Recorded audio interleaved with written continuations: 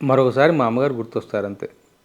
కావాలని జన్మనిచ్చిన తల్లిని పదే పదే స్మరించుకునేటువంటి ఒక అవకాశాన్ని మళ్ళీ మళ్ళీ గుర్తు చేసుకునే ఒక ఇదిగా నేను కావాలని నా పేరు ముందు అది చేర్చుకున్నాను. నేనుగా పెట్టుకున్నదే, నాకు ఏ సంస్థలు వాళ్ళు ఇచ్చిన బిరుదులు కాదు. మా అమ్మగారికి నేను కృతజ్ఞతలు సమర్పించుకునే ఒక పద్ధతిలో ఆ పేరుని ఇచ్చేసుకున్నాను. ప్రొడ్యూసర్స్, మ్యూజిక్ డైరెక్టర్స్ అందరూ కూడా దాన్ని ఏమంటాం మంచి ఉద్దేశంతో స్వీకరించి దాన్ని బలపరుస్తున్నారు. సో అది చూసుకోవడం, ఎప్పుడు మా అమ్మగారిని తలుచుకోవడం సదా ఒక ఏమంటాం ఒక మంచి అనుభూతి. మామూలుగా గౌతమీపుత్ర శాతకర్ణిలాగా సరస్వతీపుత్ర రామజోగయ్య శాస్త్రి అనే మాట, సరస్వతి పుత్రుడు మీ అమ్మగారు అనుకోకుండా అమ్మ పేరు కూడా సరస్వతి. మీరు అక్షర ప్రయాణం చేస్తున్నారు, అక్షరాన్ని ఉపాసిస్తూ అది అనేక రూపాల పాట కూడా అక్షరం యొక్క అమ్మవారి యొక్క రూపమే కాబట్టి మీరు అమ్మవారికి అర్చన చేస్తున్నారు మీ అక్షరాలన్నీ సుమాలతోటి. సో సరస్వతీ దేవి యొక్క కటాక్షము, మీ అమ్మ యొక్క వీక్షణము, ఆ రెండు మీ ప్రయాణానికి ఏదో పచ్చడికి తావి అబ్బినట్టుగా ఉందని చెప్పి మనకు అనిపిస్తుంది. మీ పలుకులు అలా కలిసి వచ్చింది. ఆ కలిసి రావడమే అదృష్టం. అంతే కదా. అంతే. ఇంకో పేరు లక్ష్మీ అనో ఉంటే అది వేరే విషయం, అంతా ఒకటి. కానీ సరస్వతీపుత్ర అంటే గౌతమీపుత్రలాగా సరస్వతీపుత్ర, నెక్స్ట్ సరస్వతి కటాక్షం. అందరికీ మనకు అమ్మే కదా, పలుకులు అమ్మే కదా. అంతే. అమ్మగారు కూడా బాగా పాడతారు నేను విన్నాను. మీలోని సంగీతాలు, మీ ఒంట్లో ఉన్న సంగీతాల్లో అమ్మగారు ఉన్నారు ఒక 20%. అంటే అమ్మ శాస్త్రీయంగా నేర్చుకున్న ఇదేం కాదు, మామూలుగా దేవాలయాలు, భజనలు ఇంట్లో, బట్ శ్రావ్యమైన గొంతు ఆవిడది.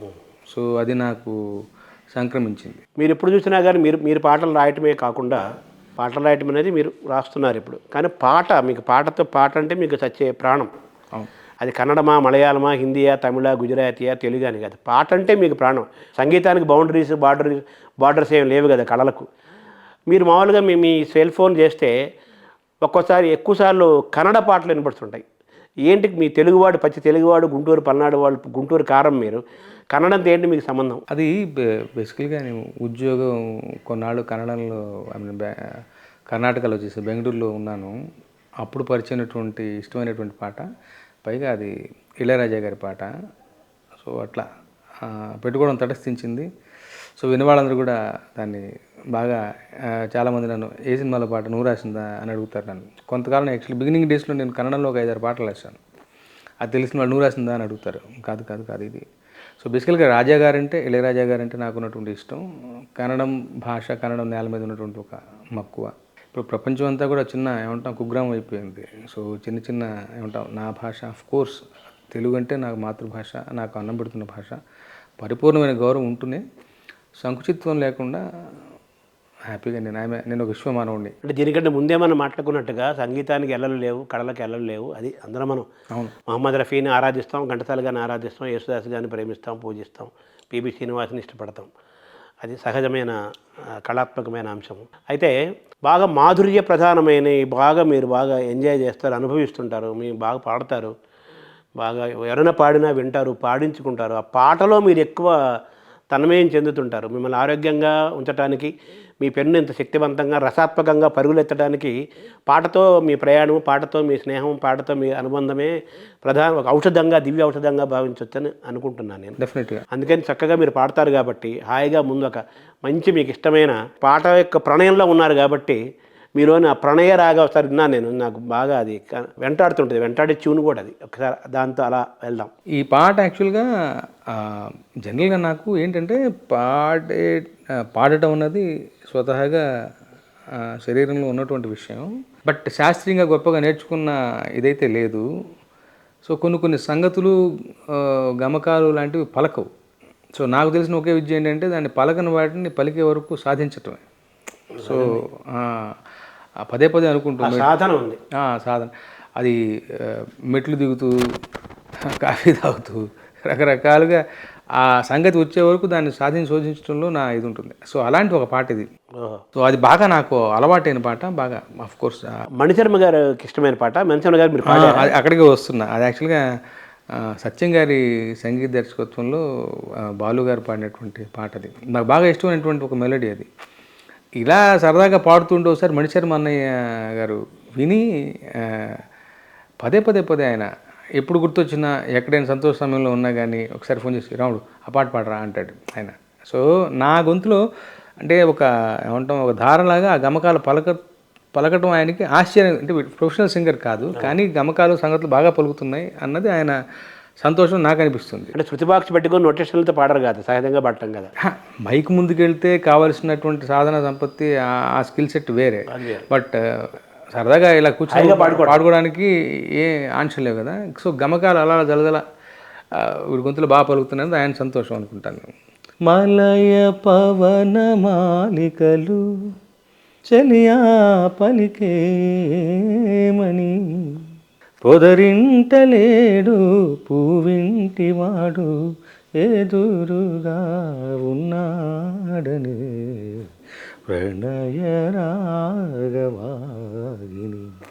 చిలీ వసంతము. అది మనకి గుండెను పిండే మాధుర్యం అది నిజంగా. అసలు అంటే పాడే విధానం వినంగానే ఏ రాజేశ్వరరావు గారు ఎవరో అనుకుంటాం. యాక్చువల్గా సత్యం గారు చేసిన పాటలు వేరే పద్ధతిలో ఉంటాయి చాలా పట్టుకు, ఆయన మెజారిటీ ఆఫ్ ద సాంగ్స్. ఇప్పుడు సత్యం గారు చేశారనేందుకు నాకు చాలా ఆశ్చర్యం కలిగించిన విషయం. గొప్ప పాట. బాలుగారు ఈ పాట గురించి పెద్ద చరిత్ర ఉంది, అది బాలుగారు చెప్పారు. ఏమిటది చరిత్ర?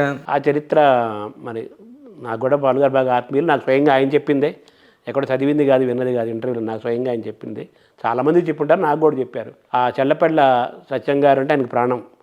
ఆ ముందు రోజు వాళ్ళిద్దరు ఎక్కడ రాత్రిపూట కూర్చున్నప్పుడు ఏదో సందర్భంలో ఆయన ఏదో మాట తూలారట చెల్లపిల్ల సత్యం గారు. తూలితే ఇంకా ఆయనకి చాలా మనసు నొచ్చుకొని ఇంకా అనరాని మాట వినేసరికి ఇంక నుంచి ఈయనకి నేను పాడకూడదని చెప్పేసి బాలు గారు నిర్ణయం తీసుకున్నారట. అంతదాకా వెళ్ళింది. ఇవేమీ చెల్లపిల్ల సత్యం గారు ఆ రోజు అనేసాడు, అయిపోయింది. ఆ రోజు రాత్రి పనుకున్నాడు. పొద్దున్నే వాళ్ళ అసిస్టెంట్ ఎవరో ఫోన్ చేశారట, పాట ఉంది అడుగుతున్నాడు అని. నేను ఆయన తీయకుండా ఆయన పిఎస్ సెక్రటరీ ఉంటాడు, విఠల్ తీశాడు. నేను పాడనని ఏం చెప్పేశాడు. అలా చాలాసేపు అలా జరిగింది. ఆయన తర్వాత ఆయనే తీశాడు. ఇంకా అలా ఆలోచించి చివరికి ఇంకా బాగుండదని ఏదో అనుకొని ఆయన ఫోన్ చేస్తే తీశాడు. ఈయన చెప్పేసాడు, నాన్నగారు ఏదో అంటాడు, ఆయన తండ్రితో సమానంగానే భావిస్తాడు కదా వాళ్ళు గారు సత్యం గారిని. అద్భుతమైన అది ఇచ్చాడు కదా, ఏ దివిలో వెరిసిన పారిజాతం, తక్కువ పాట కాదు కదా. బాలుగారికి బాగా పేరు తెచ్చుకొచ్చిన పాటలు అందులో ప్రాధాన్యమైన పాటలు ఏ దివిలో వెరిసిన పారిజాతం, దాశరథి గారి సాహిత్యం అద్భుతం కదా. ఆయన పట్ల మమకారము, ప్రేమ, అనురాగము, భక్తి పుష్కలంగా ఉన్నాయి చెల్లపల్లి సత్యం గారు అంటే. కోదన్నపాణి గారు అంటే ఎంత ఇష్టం ఉందో, ఎంత గౌరవభావం ఉందో, సత్యం గారన్నా కూడా అంతే గొప్ప ఇష్టం బాలుగారికి. అయితే ఆ రాత్రి అన్న మాట అది తీసుకోలేక నీకు పాడనని చెప్పేస్తే అప్పుడు అన్నట్టు, అరే ఓకే నువ్వు పాడకపోతే నా పాట ఏమైపోవాలరా అన్నాడు. అంత గొప్ప మాట అనేసరికి ఇంకా ఆయన ఆ మాటకి నేను అయిపోయాను. నేను వస్తున్నాను అన్నాను. వెళ్ళేసరికి అది మాయామత్స్యేంద్రలో పాట, ఇప్పుడు మీరు పాడిన పాట. ప్రణయ రాగవాగిని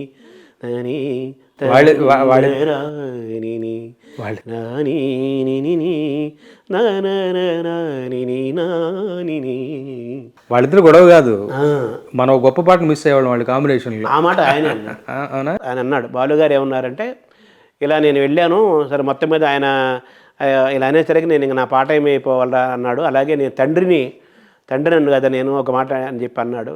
ఇంక నేను వెంటనే కరిగిపోయాను, వెళ్ళి పాడేశాను.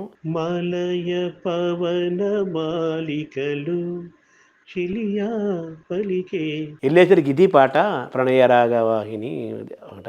నేను అనుకున్న నిజంగా నేను ఆ కోపంతో కంటిన్యూ అవుతూ నేను ఆయన పాడకపోతే ఇంత గొప్ప పాట నేను మిస్ అయ్యేవాడిని కదా, నా జీవితంలో ఒక గొప్ప పాటకు నేను దూరం అయ్యేవాడిని కదా, లోటుగా మిగిలిపోయేది. ఇంత మాధుర్యాన్ని గొప్ప పాట దూరం అయ్యేవాడిని కదా.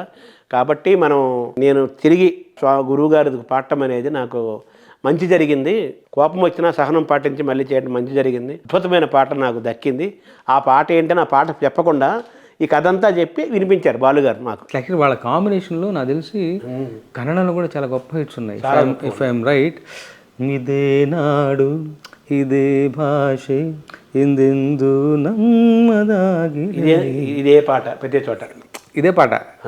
అసలు వాళ్ళ మంచి కాంబినేషన్, వాళ్ళిద్దరు అద్భుతమైన కాంబినేషన్. బాలుగారు అంటే మీకు ఇష్టం, మనందరికి ఇష్టమే కదా. ఆయన దైవం కాదు, మన ఘంటసాల ప్రాణం. ఆయనకు దైవము, ఈయనకు దైవం మనకు, మన జనరేషన్.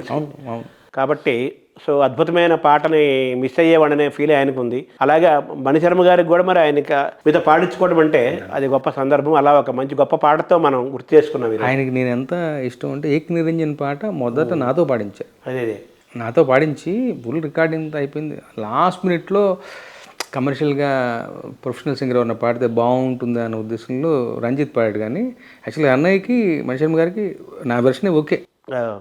నేను అన్నయ్య నువ్వు పాడరా అన్నాడు. నువ్వు ఉంటే నేను పాడను, నేను భయపడతాను, నువ్వు వదిలేసే నన్ను అని చెప్పి నేను హేమచంద్రను దీపును ఎవరినో కూర్చోబెట్టుకొని ఫుల్ పాట నేను రికార్డ్ చేసి ఆయన వినిపించాను.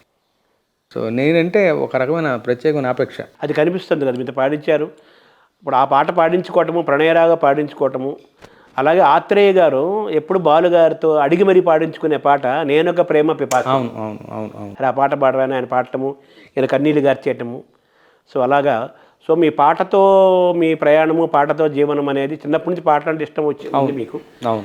ఆల్ ఇండియా రేడియో జనరంజన్ యొక్క ప్రభావం ఏమైనా ఉందని చెప్పాలా ఇందులో? చిన్నప్పుడు అదేగా. ఇప్పుడు మా వివిధ భారతి పాటలు వింటూ పెరిగిన వాళ్ళమే. నాకు ఇంకా గుర్తు ఇప్పటికి కూడా, ఇది ఉందని సాగే ప్రణయ రథం ఆ పాట ఒకటి, గిరి శిఖరముగా మూగ మనుషులు, జయగంటలు పాటలు, ఇవన్నీ కూడా వింటూ నాకు బాగా గుర్తు. మా ఊర్లో ఆరుబొట్టు అరుగు మీద కూర్చొని ఆమని సాగే చైత్రరథం, ఇది ఆమని సాగే చైత్రరథం, ఈ పాటలన్నీ విన్న గుర్తు.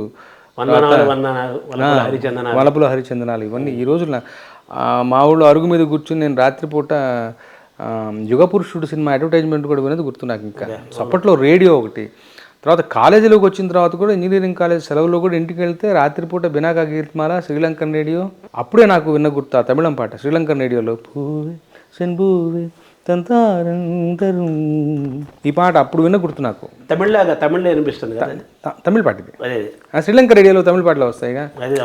సో రేడియో అనే ప్రధానమైనటువంటి ఇది ఎప్పుడు నాకు 10th క్లాస్లో ఉన్నప్పుడు శంకరాభరణం పాటలు వచ్చాయని, క్యాసెట్లు వచ్చాయని మా మామయ్య గారు బందర్లో LIC ఉద్యోగం చేసేవాళ్ళు. ఆయన టేప్ రికార్డర్ కొని శంకరాభరణం క్యాసెట్ తెస్తే అప్పుడు విన్నట్టు గుర్తు. అప్పటి వరకు రేడియోనే ఇంటర్మీడియట్ కూడా కాదు, 10th లోపే ఊళ్ళో శంకరాభరణం పాటలు విన్న గుర్తు. మీ శరీరంలోకి ఇటువంటి అద్భుతమైన పాటలన్నీ లోపలికి ప్రవేశించి ఆ పాట పట్ల ఒక మక్కువ, ఆకర్షణ, మమకారం కలిగి అవి మళ్ళీ తిరిగి హమ్ చేసుకుంటూ అలాగా అసలు అది రేడియో నుంచే వచ్చింది. అది రేడియో కన్నా ముందు మా ఊళ్ళో ఇప్పుడు మన వైపు తెలుసు కదా సాంఘిక నాటకాలు ఆడతారు. అవును, సాంఘిక నాటకాల్లో 25 పాటలు ఉంటాయి. అవును. సో నర్సరావుపేట నుంచి ఆర్కెస్ట్రా వాళ్ళని పిలిచి వీళ్ళందరూ ఒక 4 రోజుల పాటు 2 రోజుల పాటు రిహార్సల్స్ చేసుకుని, ఆ హీరోయిన్ ఏమో వేరే ఊరి నుంచి అమ్మాయిని బుక్ చేసుకుని లాస్ట్ 2 days ఒక ఫుల్ ఫ్లెడ్జ్డ్ రిహార్సల్ ఉంటుంది. అది మ్యూజిక్తో రిహార్సల్. ఈ 25 పాటలు అక్కడ హార్మోనియం పెట్టుకుని వాళ్ళు వాయిస్తూ పాడుతూ డ్యాన్సులు వేస్తూ. సో చిన్నతనంలో చూసిన గ్లింప్స్ అది. సో పాట అలా ప్రవేశించబడింది. ఆ తర్వాత స్కూల్లో ఏమంటే ఎక్స్ట్రా కరికులర్ యాక్టివిటీస్ పీరియడ్లో పాట పాడటం ఒకటి. తర్వాత మా డ్రిల్ మాస్టర్ ట్యూషన్లో ఎండ్ ఆఫ్ ది ట్యూషన్ రోజు ఏదో సరదాగా తలా ఒక పాట పాడి బయటకు వచ్చేయాలి. అదొక యాక్టివిటీ. అప్పుడు ప్రేమాభిషేకం, గజ దొంగ, ఈ సినిమాలు. సో మన ఆల్ ఇండియా రేడియో, అమ్మ, మీ ఊళ్ళో జరిగే పాటలు ఇవన్నీ కూడా మీ పాటలు లోపలికి వెళ్ళాయి. సో పాట పాడుకోవడం, వినడం మీకు బాగా ఇష్టమైంది. అందులో బాగా మీరు స్కూల్ లెవెల్లోనే స్కూల్లో చదువు 10th క్లాస్ టైంలో కూడా మాస్టర్ గారు మీతో పాడించుకునే వాళ్ళు అన్నారు కదా ఇందాక. ఏ పాట ఏమైనా గుర్తుందా? ఆ రోజుల్లో జరిగే గజ దొంగ సినిమా పాటలు, రకరకాల పాటలు. ఒకటి గజ దొంగ, కొండవీటి సింహం, ఇవే ఆ సినిమా పాటలే బేసికల్గా. పాటల పుస్తకాలు నర్సరావుపేట స్టేషన్ రోడ్లో దొరికేవి.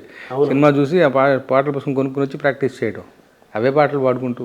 సో ఈ పాటని పట్టుదలగా ప్రాక్టీస్ చేయడం అనే లక్షణం చిన్నప్పటి నుంచి ఉంది మీకు?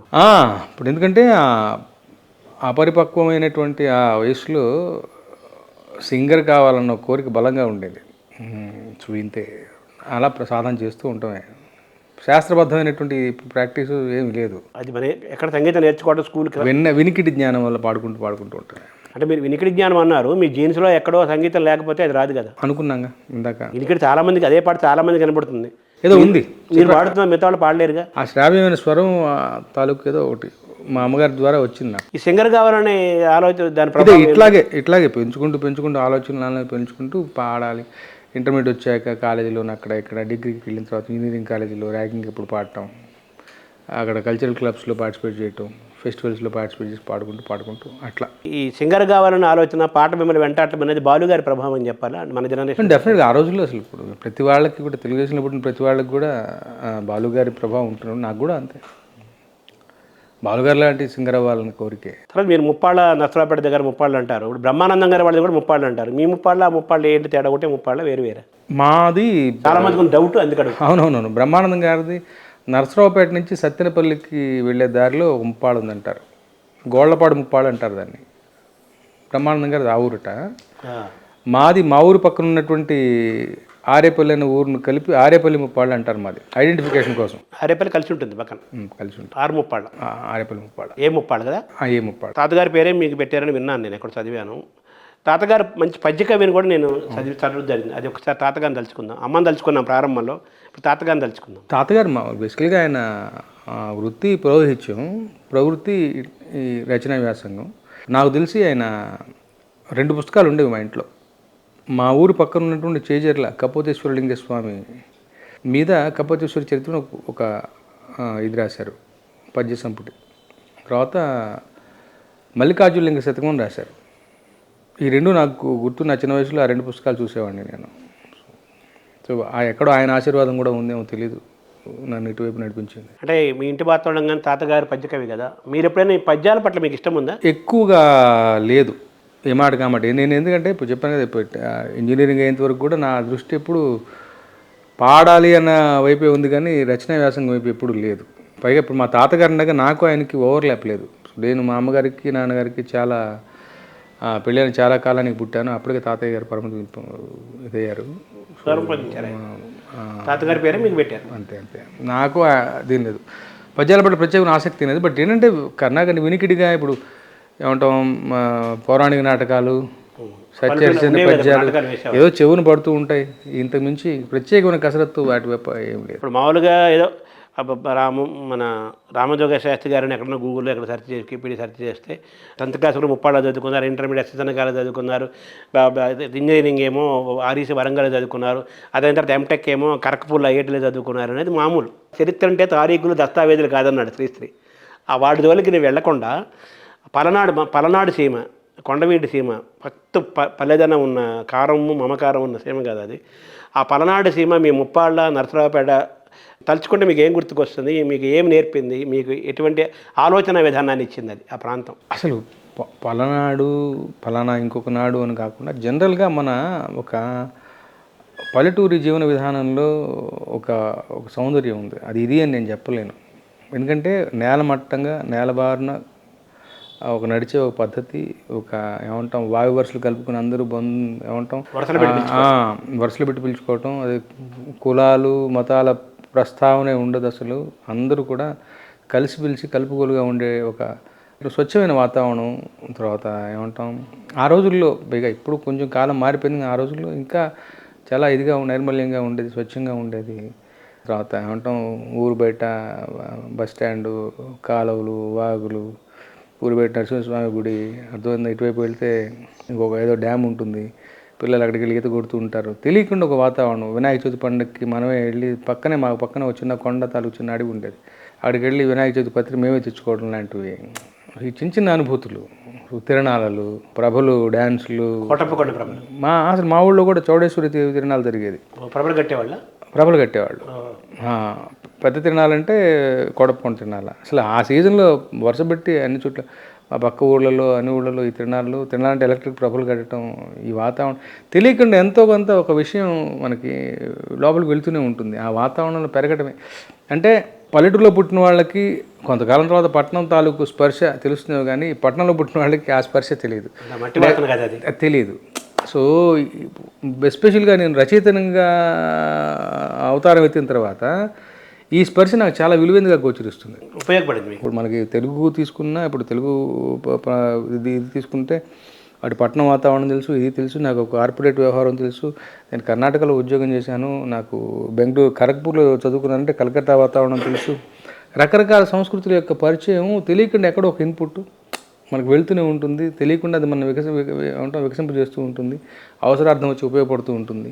సో బేసికల్గా నాకు అది ఇంట్రెస్ట్, రకరకాల విషయాలు గమనించడమే కాకుండా కుదిరితే ఆ వాతావరణంలో నన్ను నేను ప్రవేశపెట్టుకుని అక్కడ వాడిని అనిపించుకోవడం కూడా ఇష్టం. ఇప్పుడు నేను బెంగళూరులో ఉన్న 7 సంవత్సరాల పాటు వితిన్ 3-4 మంత్స్లో నాకు భాష వచ్చేసింది. నేను అక్కడ తిండి, ఆహారపు అలవాట్లు, రుచులు, ఆ మనుషులతో కలిసి తిరగటం నాకు ఇష్టం. ఎందుకంటే చెప్తానంటే మీకు మాట కట్టొచ్చాను. ఇప్పుడు శ్రీనాథుడు ఉన్నాడు, శ్రీనాథుడు పల్నాడు ప్రాంతం నుంచే కర్ణాటకకి వెళ్ళాడు. అక్కడ రుచులు అవన్నీ కూడా తిన్నాడు ఆయన. ఇక్కడ జొన్న రొట్టెలు, జొన్న అన్నము తిన్నాడు. పల్నాడు నుంచి అక్కడికి వెళ్ళాడు, బాగుంటుంది, అక్కడ జయించి వచ్చాడు. అవును కదా, ఒక్కొక్క ప్రాంతానికి ఒక్కొక్క శోభ, ఒక్కొక్క సొబగు ఉంటుంది, దాన్ని మనం ఆస్వాదించడమే మన కర్తవ్యం. అంటే మీరు అంటేనే పల్లె నుంచి వచ్చాను కాబట్టి పల్లె వాసన, పల్లె ఋతువులు, వర్ణనలు, తర్వాత గాలి, నీరు, వెలుతురు ఇవన్నీ తెలుసు కాబట్టి నేను పాటకర్తగా రూపాంతరం చెందిన తర్వాత నాకు అదంతా నాకు బాగా ఉపయోగపడుతుంది. ఈజీగా మన ఏమంటాం గమనంలో కల్పనకి ఉపయోగపడుతుంది. నరసరావుపేట జ్ఞాపకాలు మీకు ఏ గుర్తుకొస్తాయి? మంచి అంటే ఒక బ్రీఫ్ పీరియడ్ 2 ఏళ్ళకి మాత్రమే ఉన్నాను అక్కడ. ఇంటర్మీడియట్ చదివిన 2 ఏళ్ళు మాత్రమే ఉన్నాను. కోటప్పకొండ తిరునాళ్ళకి వెళ్తే మన ఏమన్నా సరదా? ఒకసారి వెళ్ళా. నాన్నగారు వాళ్ళ పౌరోహిత్యం తోటి వ్యవసాయం కూడా ఉంది కదా మీకు? వ్యవసాయం కూడా ఉంది. ఇప్పుడు చేస్తున్నారు? ఇప్పుడు వెళ్తారా? ఇప్పుడు ఉంది, కౌలుకి ఇచ్చుకోవడమే. అప్పుడప్పుడు వెళ్తుంటారు, మీ ఊరు వెళ్తుంటారు? బావమూర్తులు వాళ్ళు వెళ్తుంటారు. నేను ఒక సంక్రాంతి పండుగకి ఎప్పుడు వెళ్ళిన 5-6 ఏళ్ల క్రితం. మా ఊర్లో బాగా ఏమంటాం బాగా యాక్టివ్గా ఉంటుంది సంక్రాంతి పండుగ. ఈ మధ్య కొత్తగా వచ్చిన యూత్ అంతా కలిసి రాష్ట్ర స్థాయి కబడ్డీ పోటీలు పెట్టారు. ప్రతి సంవత్సరం వాళ్ళు రమ్మంటారు. కబడ్డీ పోటీలకు చీఫ్ గెస్ట్గా రమ్మంటారు. 20 ఏళ్ళుగా చేస్తున్నారు మా ఊళ్ళో. నాకేమైతే సిగ్గు, మన ఊళ్ళో నేను వెళ్తేనో అట్టహాసంగా చేస్తారు. సో నాకు కొంచెం ఇది బిరుగ్గా ఉంటుంది, కానీ ప్రతిసారి అవాయిడ్ చేస్తూ ఉంటా. బట్ ఈ సంవత్సరం ఇప్పుడు ఒకసారి వెళ్ళి రావాలి. అంటే పాపం వాళ్ళు మన ఊరు నుంచి వెళ్ళిన మనవాడు ఈరోజు ఎంత పెద్దవాడు అయ్యాడు అనే ఒక ఫీలు, ఒక సెలబ్రిటీ స్టేటస్లో ఉన్నారు కదా మీరు. కానీ వాళ్ళు ప్రేమగా పిలుస్తారు, నాకు కొంచెం బెరుగ్గా పరిస్థితుల్లో కొంచెం బెరుకు ఏం లేదు. ఏమిటి మనం ఎవరికన్నా ఇది మన ఊళ్ళో మనకి ఏమిటి హడావుడి అనిపిస్తుంది. మీ ఆలోచన కరెక్టే, కానీ పాపం వాళ్ళు ఆ ఊరు వాళ్ళు వెళ్తా. ఈ సంవత్సరం ఊరు వాడు కదా అనే ఫీలింగ్ చాలా ఎక్కువ ఉంటుంది వాళ్ళు. ఈ సంవత్సరం వచ్చే సంవత్సరం వెళ్ళాలి. ఢిల్లీకి ప్రభు అయినా తల్లికి బిడ్డే అన్నారు కదా, ఆ ఫీల్ వాళ్ళకు ఉంటుంది. నాకు ఇంకా మా ఊళ్ళో ఇల్లు పొలాలు అన్నీ ఉన్నాయి కానీ తప్పనిసరిగా. తర్వాత మీరు మామూలుగా తెలుగు వాళ్ళు గుంటూరు వాళ్ళు అయినప్పటికీ కన్నడంలో బెంగళూరులో కొంతకాలం ఉద్యోగం చేసుకున్న సందర్భంలో మీరు కన్నడలో మీ పాట ప్రయాణానికి కర్ణాటక ప్రాంతం మీకు ఉపయోగపడిందని చెప్పాలా? కర్ణాటక అదే బెంగళూరు తాలూకు పరిచయాలు ఉపయోగపడ్డాయి. అదొక జర్నీ, అన్ని ఇంటర్వ్యూలో చెప్పిందే. మా క్యాసెట్ ఇండస్ట్రీలో ఉన్నాను, అక్కడ నుంచి సినిమా రంగం అంటే రవిచంద్రన్ గారి సెటప్లోకి వచ్చాను. అక్కడ పరిచయాలు సంగీత దర్శకులు ఎల్ఎన్ శాస్త్రి గారిని, ఆయన చేసే ఆయన సింగర్ బేసికల్గా, ఆయన మ్యూజిక్ డైరెక్టర్గా కూడా సినిమా 2 సినిమాలు చేశారు. ఆయన సినిమాలకి నేను 2 పాటలు రాశాను. అప్పుడు యాక్టివ్గా నేను కన్నడ వాతావరణంలో ఉన్న కన్నడమే మాట్లాడుతూ ఉన్న వాళ్ళ మధ్య ఉండేవాడిని. నేను కన్నడమే మాట్లాడేవాడిని. రాయడం తెలియపోయినా నాకు కన్నడం ఫ్లో బాగుండేది. ఇప్పుడు కూడా ఉంది. సో దాని కన్నడ పాటలు ఇప్పుడు వింటూనే ఉంటాను. ఇప్పుడు ఇంకా ప్రపంచం యాక్చువల్గా పాన్ ఇండియా అయిపోయింది కదా, సెల్ ఫోన్లో ప్రపంచం సెల్ ఫోన్లో వింటూనే ఉంటాను. తర్వాత మీరు మామూలు మనం మాట్లాడుకునేటప్పుడు కానీ ఫ్రెండ్ సర్కిల్లో కానీ మీరు చాలా మాధుర్యపేదమైన పాట అన్ని రకాల తమిళం కన్నడ అన్ని వింటుంటారు. మన రాజన్ నాగేంద్ర మన తెలుగులో ఎంత హిట్టో కన్నడలో అంతకంటే పెద్ద హిట్ పేరు కదా మ్యూజిక్ డైరెక్టర్స్గా. వాళ్ళు తెలుగు వాళ్ళే ఇక్కడి నుంచి ఎప్పుడో కర్ణాటక ప్రాంతం వెళ్ళి ఇదయ్యారు. రాజన్ నాగేంద్ర, పిబి శ్రీనివాసు కన్నడలో వాళ్ళకి టాప్ కదా వాళ్ళిద్దరు, మ్యూజిక్ డైరెక్టర్గా అయినా గాయకుడిగా పిబి శ్రీనివాసు. మీరు బాగా ఇష్టపడే పాటల్లో మన ఇళయరాజా గారిని ఇష్టపడతారు, దాంతోపాటు రాజన్ నాగేంద్ర కూడా మీకు బాగా ఇష్టం కదా. అసలు వీళ్ళందరూ క్లాస్ కంపోజర్స్. అసలు రాజన్ నాగేంద్ర గారు అయితేనేమి, రమేష్ నాయుడు గారు అయితేనేమి, రకరకాల విద్యాసాగర్ గారు, ఇళయరాజా గారు, రమణీ భరద్వాజ్ ఒక కంపోజర్ ఉన్నారు. ఆయన మంచి ఎక్కడున్నా మనం గ్రహించాలిగా. అసలు బాలసుబ్రహ్మణ్యం గారు యాజ్ ఏ కంపోజర్ నాకు మరీ మరీ మరీ ఇష్టం. చాలా అద్భుతమైన పాటలు చేశాడు కదా ఆయన కూడా. రాజన్ నాగేంద్ర గారు, పివి శ్రీనివాస్ గారు అంటే వాళ్ళ కాంబినేషన్ ఒక పాట ఉంది, భలే ఉంటుంది, మంచి పాట. ಆಕಾಶವೇ ಬೀಳಲಿ ಮೇಲೆ ನಾನೆಂದು ನಿಮ್ಮವನು, ಭೂಮಿಗೆ ಬಾಯಿ ಬಿಡಲಿ ಇಲ್ಲೇ ನಾನಿನ್ನ ಕೈ ಬಿಡೆನು, ನಾನಿರುವುದು ನಿಮಗಾಗಿ ಈ ಜೀವ ನಿನಗಾಗಿ. నీకోసం చిన్నపాటి మార్పులతో అదే చూని తెలుగు కూడా వాడారు. అది నీకోసం జీవితం అంతా దాచాను వెన్నెల. గొప్ప గొప్ప పాటలు ఉన్నాయి యాక్చువల్గా. నిజంగా రకరకాల భాషలు తెలియటం, రకరకాల సంగీతాలను మనం ఆస్వాదించగలగటం మన అదృష్టం. చాలా రిఫ్రెషింగ్గా ఉంటుంది. నా మటుకు నేను ఖాళీ సమయం దొరికితే ఇళయరాజా గారి తెలుగులో చేసిన ఒకటే వేరుగా ఉంటుంది, తమిళంలో ఆయన చేసిన పాటలే వేరుగా ఉంటాయి. అందులో కొన్ని తమిళం పాటలు మనకి డబ్బింగ్ ద్వారా అయితేనేమి, కొన్ని పాటలు తెలుగు స్ట్రైట్ సినిమాలు వాడటం ద్వారా కొన్ని పరిచయం. మనకి తెలియని, మనం ఇంతవరకు వినని ఒక మహాసముద్రం ఉంది అక్కడ. అసలు తమిళం కోసం నేను మధ్య మధ్య అంటున్నాను, ఏమనుకోవద్దు, నేను కూడా అలాగా మధ్య మధ్యలో నేను కూడా హమ్ అంటున్నాను. తప్పే ఉంది అసలు. సో మనం ఇంతవరకు వినని రాజా గారి మహాసముద్రం అక్కడ ఉంది. నేను అవి వింటూ తమిళ మిత్రులతో మాట్లాడుకుని, వాళ్ళతో వింటూ, అడుగు తెలుసుకుంటూ, అర్థాలు తెలుసుకుంటూ, ఆ పనిలో పనిగా భాష నేర్చుకునే ఒక వ్యవహారం నాకు ఇష్టం. రాజా గారి ముఖాంతరంగా కొంచెం తమిళ భాష పరిచయం, ఆయన చేసిన మనం వినని మరికొన్ని పాటలు వినటం, అది నా ఖాళీ సమయంలో నాకు ఇష్టమైనటువంటి ఇది. సో మీరు అంతగా ఆరాధించే ఇళయరాజా గారికి మీరు పాటలు రాశారు కదా? రాశాను, కొన్ని రాశాను. కొన్ని రాశాను. మీరు ఇద్దరు మాట్లాడుకున్న సందర్భం మీ అనుభవాలు, ఇళయరాజా గారితో అనుభవాలు ఎక్కువ ఇది లేదు, బట్ ఇప్పుడు మన బాలుగారు ఒకసారి కలిస్తే చాలా అనుకుంటాం కదా మనం. అవును, అటువంటి ఇళయరాజా గారు రాజా గారితో ఇంకా తనివి తీరలే, అదే తనివి తీరలే, మళ్ళీ మళ్ళీ రాయాలనిపిస్తుంది. ఒకటేదో సినిమా డబ్బింగ్ సినిమాకి రాశాను, అది ధనలక్ష్మి ఏదో అందులో 2 పాటలు రిమోట్గా రికార్డింగ్ తిరిగిపోయింది. క్లాప్ అనే సినిమాకి మంచి పాటలు 2-3 రాశాను, అది కూడా ఇక్కడుండి పంపిస్తాం. బట్ ఆయనతో పాటు ఒక సినిమా శభాష్ నాయుడు అని కమల్ హాసన్ గారు మొదలుపెట్టి ఆపేశారు. అప్పుడు ఒకసారి ఎదురుబెదురుగా కూర్చొని ఏమంటాం అక్కడే వెళ్ళి ట్యూన్ ఇస్తే మళ్ళీ మధ్యాహ్నం లోపు మళ్ళీ రాసి ఆయనకి చూపించడం లాంటిది ఒక కార్యక్రమం జరిగింది. సో అది బాగా ఇష్టమైన విషయం. బట్ నాకు భయం అంటే నేను కొంచెం సావకాశంగా టైం తీసుకొని 1-4 రాసుకుని మంచిది బెస్ట్ చేద్దాం అనుకుంటా.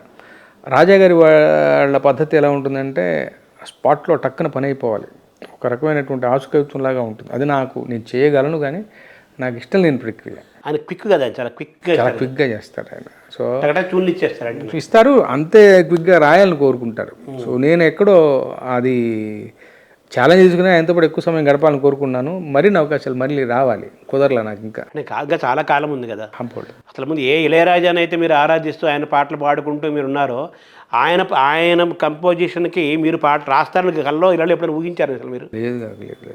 దగ్గరగా వెళ్ళి ఆయన దర్శించుకుని దండం పెట్టుకోవడమే. మీరు ఆరాధించిన ఆరాధ్య దైవంగా భావించే బాలసుబ్రహ్మణ్యం మీ పాట పాడతాడని కానీ, మీరు రాసిన దానికి ఇళయరాజా గారు కంపోజ్ చేస్తారు మీరు జీవితంలో ఊహించారు?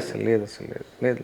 అదే అంటున్నాను. అదే మన అదృష్టం. అదే ఈ 20 ఏళ్ళ మీ పాటల ప్రయాణం, సినిమా పాటల ప్రయాణాన్ని గమనిస్తే ఇవన్నీ గొప్ప భాగ్యాలు, చాలా మైల్ స్టోన్స్ ఇవన్నీ కూడా. అలాగే మీ ఏ చిరంజీవి గారి సినిమాలు చూసి మనం చొక్కాలు దించుకొని థియేటర్కి వెళ్ళాము, ఆయన మీరు రాసిన పాట కానీ స్టెప్పులు వేయటం అసలు ఆ పాట ఆయన షూటింగ్ తిరిగి వస్తూ పావుగంట సేపు నాతో ఫోన్లో నన్ను అభినందించి మాట్లాడిన ఇది వాళ్ళ సౌజన్యం, వాళ్ళ సంస్కారం అది. బట్ దాన్ని నేను పాత్రను కావడం నా అదృష్టం.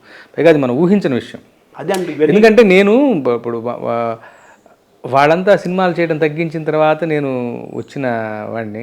సో ఓవర్లాప్ ఉండే అవకాశం తక్కువ. బట్ అలాంటిది మళ్ళీ చిరంజీవి గారు మళ్ళీ మీకోసం అన్నట్టుగా చేస్తూ ఆ నీరు అన్న పాట ఒక సాయంత్రం పూట రిలీజ్ అయింది. నాకు అసలు కళ్ళనీళ్ళ పర్యంతమైన అసలు వింటున్న 10 నిమిషాల్లో పాటు అది వైరల్ అయిపోయింది ఆ పాట.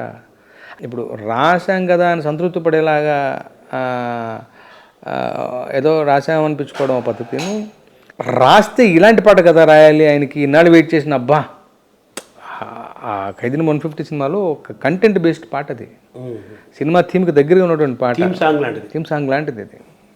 తర్వాత మళ్ళీ లాహే లాహే పాట అయితేనేమి, ఆచార్యలో బల్లే బల్లే బంజారా పాట అయితేనేమి, లాహే లాహే అని చిరంజీవి బాగా ఇష్టం అది ఆ పాట, ఆయన చిరంజీవి గారికి బాగా ఇష్టం. ఇటీవల ఒక వీడియో బాగా వైరల్ అయింది, నేను కూడా చూశాను, చాలామంది కోట్ల మంది చూశారు.